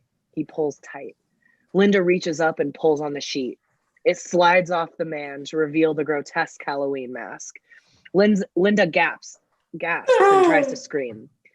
The man pulls the cord tighter. Her face turns blue. She opens her mouth, trying to get air, then slowly slumps forward and remains motionless. Linda is dead. The shape picks up the receiver and puts it to his ear. Annie. Annie, are you okay? Would you tell us if you're okay? Annie? Silence over the phone. Are you fooling around again? Silence. I'll kill you if this is a joke. More silence because she's already dead. Annie, you are so dead. Suddenly, the phone also goes dead. Lori stares at the receiver, then hangs up. She crosses to the window and looks out toward the Wallace house. From her point of view, we see the street is quiet, dark, and windy. Bob's car is parked in front of the Wallace house. Suddenly, a light goes on in the bedroom. From an angle on Lori, we see that she stares at the house, puzzled. Then the light goes off. Inside the Doyle house, Lori moves from the window back to the telephone and dials Annie's number. We hear the phone ringing on the other end. Inside the Wallace house, the camera slowly tracks through the darkened bedroom of the Wallace house. There is no sign of a struggle. The room is empty. The phone rings away. Inside the Doyle house, Lori finally hangs up the phone. She stands up for a moment, considering it, then turns and walks upstairs. Inside the bedroom, Lori opens the door. Tommy and Lindsay are sound asleep on the bed. She looks at them a moment and then closes the door behind her. Inside the Doyle house, Lori comes back upstairs. She takes a key out of her purse and again steps to the window. From Lori's point of view, we see that the Wallace house is dark and silent. An angle on Lori, she steps to the front door. Cut to the exterior of the Myers house. Loomis sits in silence behind the hedge watching the Myers house. Frustrated, he gets up and walks to the street. For a moment, he glances back at the house, then starts down the quiet residential street. From Loomis's point of view, we see that the street is empty, except for a station wagon parked several blocks away. With an angle on Loomis, he turns away from the street. Then a thought strikes him. He looks again. From Loomis's point of view, we see that the lone car is his station wagon. He's not certain of it, So slowly, Loomis starts walking down the street toward the station wagon. Cut to the exterior of the street. Lori locks the Doyle house and walks away out into the street. The wind whips her clothes and her hair. From Lori's point of view, there's a lot of moving shots because she's walking over. She moves down the street, shivering in the chill wind. She puts the key to the Doyle house in her pocket. From Lori's point of view, we see the car turning the corner and driving past the Wallace house, casting a strange, shadowy pattern across the front of the house. Lori now picks up her speed down the sidewalk. From Lori's point of view, the Wallace house is looming closer and closer. We cut to an exterior of the street, a tracking shot with Loomis as he's walking up the street. The station wagon moves closer, and Loomis recognizes it and races forward. From Loomis's point of view, the camera tracks into the station wagon, right up to the state emblem emblazoned on the side. Cut to the outside of the Wallace house. The camera moves up to the front of the house. Lori walks up to the front porch. She stands there a moment, listening, as if to hear some sound of life from the inside.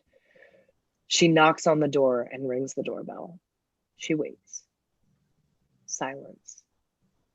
She steps off the porch and walks around to the side of the house, the camera tracking with her. She moves to the garage and peeks inside, and there's Annie's car. Lori thinks a moment and then looks to the street. From Lori's point of view, we see that Bob's car is sitting there on the street. Lori turns, walks through the breezeway between the house and the garage around to the back door. The kitchen door is ajar, swinging back and forth in the wind. Lori pulls open the door and steps into the house. Inside, the kitchen is dark. Lori stands there a moment, staring into the blackness. Annie? No answer. Bob? Linda? Annie? No one answers. Lori searches for the wall light. She flips it and nothing happens. She looks again into the darkness. Hello? Nothing. Lori moves forward into the house, the camera tracking with her.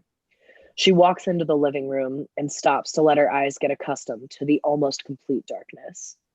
She reaches for a nearby lamp and trips over the cord. The lamp clunks to the floor. Shit. Suddenly, there's a crashing sound from upstairs. Lori spins around and stares up the dark staircase. Another squeak from above. Lori smiles. All right, meatheads. The joke is over. Silence. Come on, Annie. Enough. Another sound from upstairs, a dragging across the floor. Lori moves to the head of the staircase. The dragging sound stops abruptly. Silence. This has most definitely stopped being funny. Now cut it out. A scraping sound, then silence. You'll be sorry. Slowly, Lori starts up the staircase. Cut to the exterior of the street.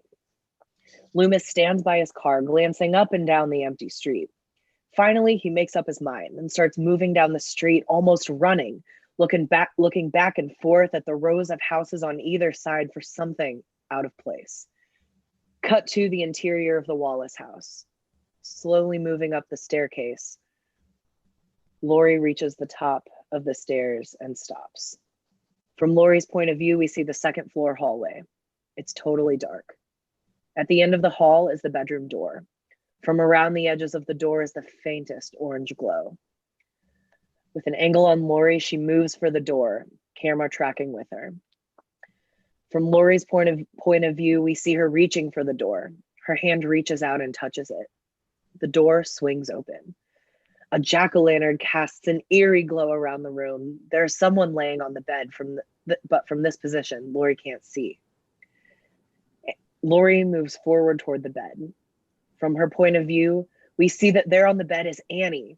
Her face is a chalky white, and there's a huge red gash across her throat. At the head of the bed is Judith Meyer's tombstone. An angle on Lori, she stares at the bed and then screams at the top of her lungs. Suddenly, something drops down at her from above. Lori jumps back to the door. From Lori's point of view, we see that strung up to the light fixture on the ceiling, dangling there in the middle of the room, is Bob, eyes open and staring. In the second floor hallway, we see Lori backing out of the bedroom. Her mouth is open in speechless horror.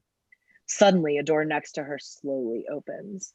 There's Linda standing there, propped up by a chair, staring at her with glazed, dead eyes. An angle on Lori, we see her shrink back into a dark corner. She can only stare in horror at the sight of her friend. Suddenly, we're aware of something there in the dark corner. It's almost as if our eyes have suddenly begun to adjust to the darkness, and we see the outline of a man standing right behind her. The outline becomes more and more clear. It's the Shape, wearing the mask, the butcher knife in his hand, gleaming right behind Lori. Lori suddenly moves away from the corner, and the Shape lunges out at her. A close shot of Lori's back. The hand grasps a piece of Lori's blouse and rips it. Lori screams and spins around. The Shape stands there, holding up the piece of material, and then raises the butcher knife and moves for her. With an angle on Lori, the camera moves with her as she backs away, screaming at the top of her lungs. The Shape lunges at her suddenly with a knife. At an angle on Lori, we see that the knife slices across her arm, ripping her flesh. Lori suddenly jumps backward, raising her arm instinctively. Lori bumps back into the railing. The Shape lunges again with the knife. Lori leaps backward to avoid the blade and slips over the edge of the railing. From Lori's point of view, the camera plunges down from the second floor and slams into the floor. An angle on Lori. She hits the floor and rolls over, holding her leg painfully, and she looks up at the staircase. The Shape moves to the top of the staircase and starts down toward her. We see Lori pulling herself up off the floor and hobbling into the living room as the Shape races down the stairs. Lori moves for the kitchen. She trips on the fallen lamps and falls to the floor. The Shape steps into the living room, knife raised. With an angle on Lori in the kitchen, we see her crawling to the kitchen, rolling inside and slamming the kitchen door behind her. In a flash, she leaps up and clicks the lock. There's a pounding on the door from the other side. Lori slowly climbs to her feet and limps toward the back door. Suddenly, the kitchen door explodes, the middle of it breaking apart. The Shape reaches through, groping for the lock. Lori reaches the back door. Her hand tries the door, and it's locked. Desperately, she tries the door, glancing behind her. The Shape's hand reaches for the lock. She steps back from the door and into the kitchen. From Lori's point of view, we see the kitchen window over the sink. Lori hobbles to the sink, climbs up on it, and grabs the window. With a heave, she opens it up halfway. The Shape's hand grabs the lock and clicks it open. With an angle on Lori, she can only get the window 3/4 open. Head first, she crawls through the window. With an angle on the Shape, we see it pushing the door open and leaping into the kitchen. Lori drags herself roughly out of the window.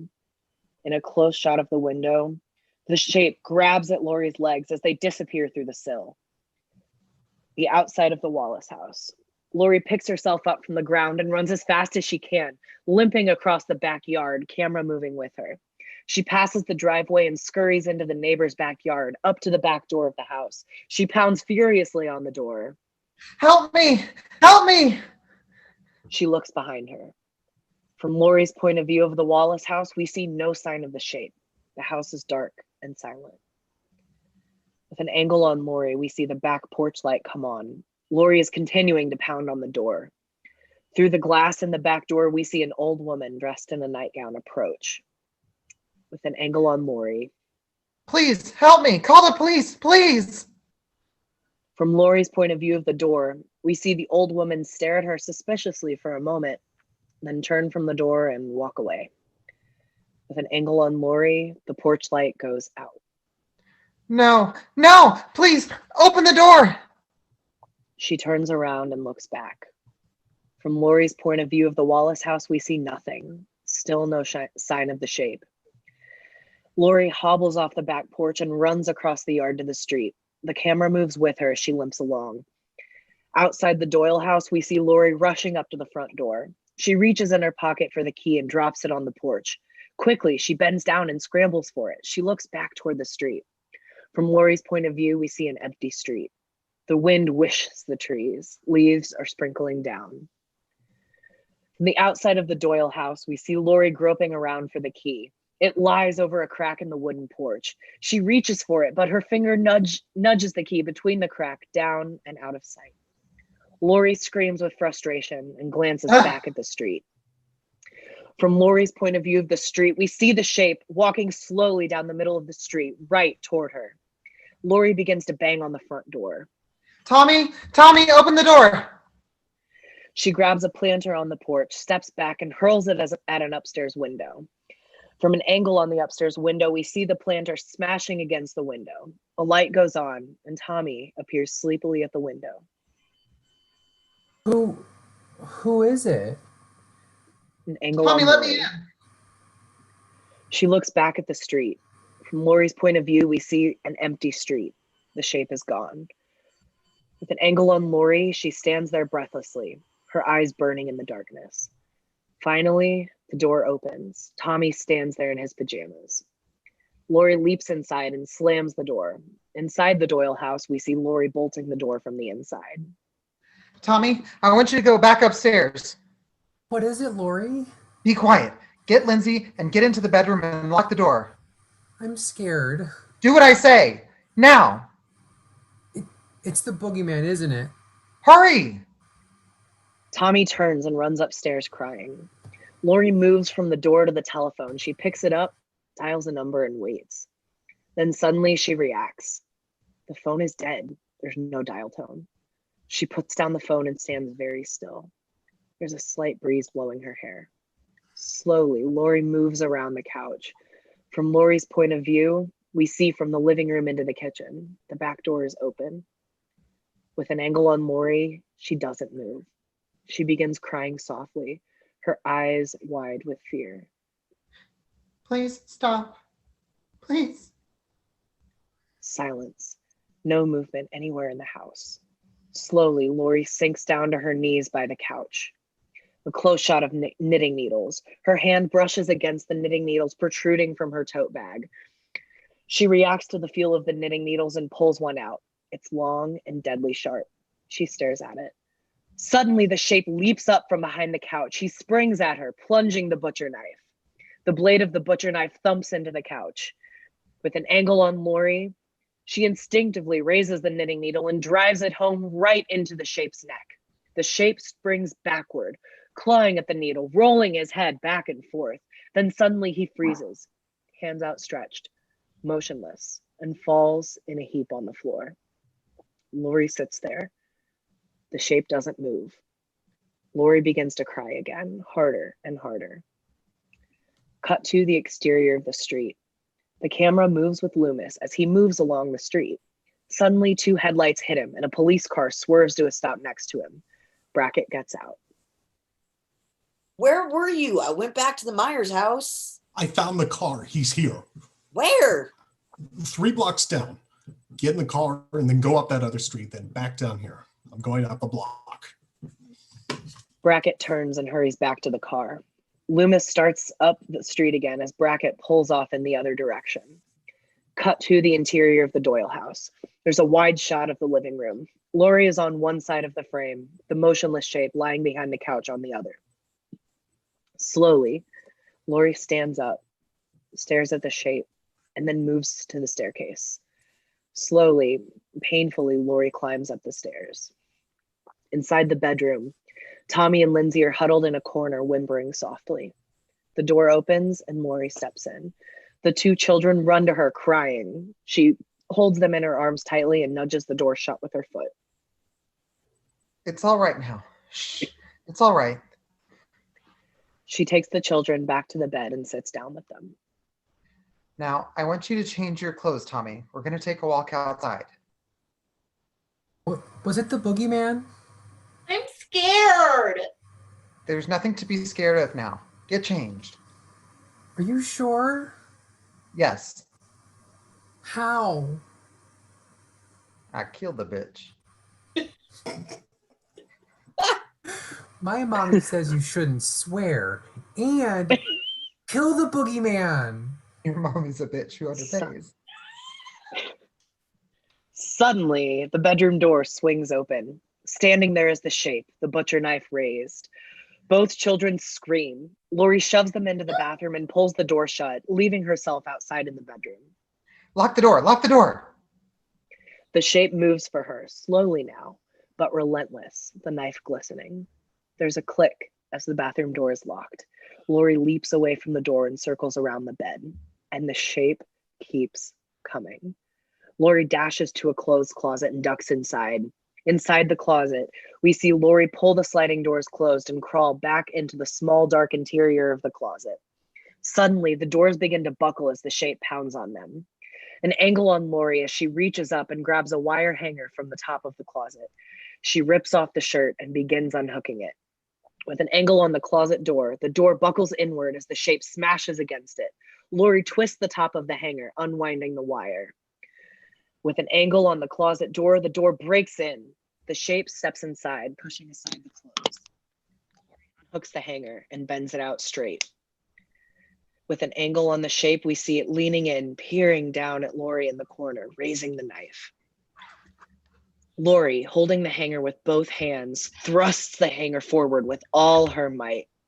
With an angle on the shape, we see the wire hanger flash into the shape's right eye. He leaps back in pain, dropping the butcher knife, grabbing his eye with both hands. Lori grasps the butcher knife with both hands and jabs it upward. The butcher knife plunges into the shape's midsection, right down to the hilt. The shape stumbles backward out of the closet.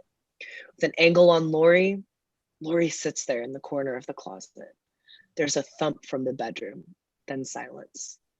Slowly, Lori crawls around and peeks out of the closet doors.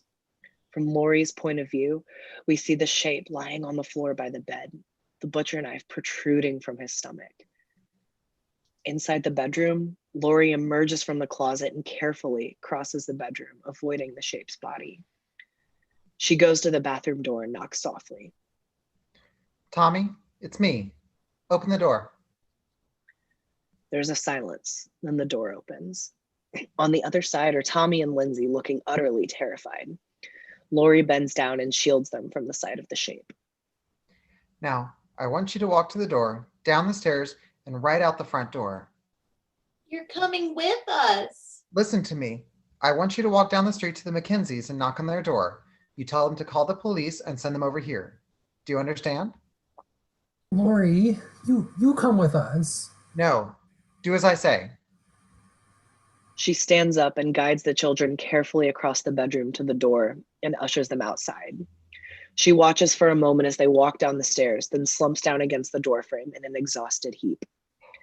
Outside the Doyle house, Tommy and Lindsay run out of the house and down the walk to the sidewalk. They rush up the street. As they leave the frame, we see Loomis on the other side of the street.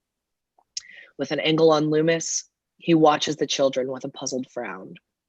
From Loomis's point of view, we see Tommy and Lindsay. Shrieking with fear, they run up the sidewalk. With an angle on Loomis, he stares at them for a moment, then moves for the Doyle house. Cut to the interior of the Doyle house through the bedroom door. We see through the bedroom door. In the foreground sits Lori, slumped against the doorframe, staring out at nothing, tears streaming down her face. In the background lies the shape. Slowly, Lori begins to pull herself together once again. She gets up to her knees and begins to pull herself up to her feet. Her back is to the shape. As she starts to stand, the shape sits up, the head turning to Lori. In a close shot, Lori rises into the frame, holding herself erect by grasping the doorframe.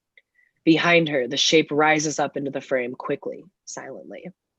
Lori just hangs there on the doorframe.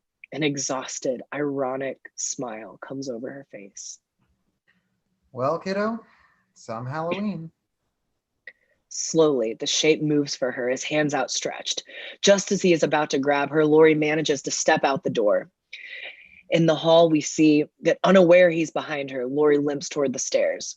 Suddenly, the shape jumps out of the bedroom and grabs her, hands around her neck. Lori screams. She twists and squirms and claws at him, her finger ripping at his mask. She pulls it off over his face, wriggles out of his grip, and turns around. In a close shot, we see that the shape, Michael, stares at her with his one eye. He has a dank white face with blonde hair. There's something completely inhuman about his features, the open mouth, the dark, staring eye. Michael lunges at her again. Suddenly, there's a thundering explosion and Michael is blown off of his feet. Lori falls back against the wall. We see Loomis standing at the top of the stairs, gun in his hand. He moves forward Surprise, down the hall. motherfucker. From the hall, we see Michael slowly get to his feet, still refusing to die. Loomis stops and takes aim. Lots of gunshot noises ensue. Michael is hit 3 times, each bullet throwing him backward, further against the wall, until he hits the window at the end and smashes through it. From the outside of the Doyle house, we see Michael falling from the 2nd story right down into the camera with a crash. From the hall, we see Loomis rushing to Lori and bending down beside her. For a moment, she just cries in his arms, sobbing hysterically. Then she looks up at him with a glazed, wild expression. It was the boogeyman. Loomis looks down at her, then up at the shattered window at the end of the hall. As a matter of fact, it was. He walks slowly down to the window and peers out. From Loomis's point of view, we see the backyard. Loomis looks down at the spot where Michael should be, but there's nothing there, just a trampled patch in the grass. Loomis stares down with a growing fear, then looks out from the house. From Loomis's point of view, we see the backyard, the neighboring yards, the street, all are empty, quiet, dark. There's only the sound of the wind swelling in the trees. Michael is gone. Fade to black. The end.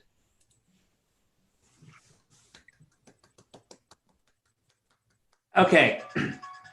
First off, Brother Daniel gets all of the praise for And hell. fucking in a row of scene description.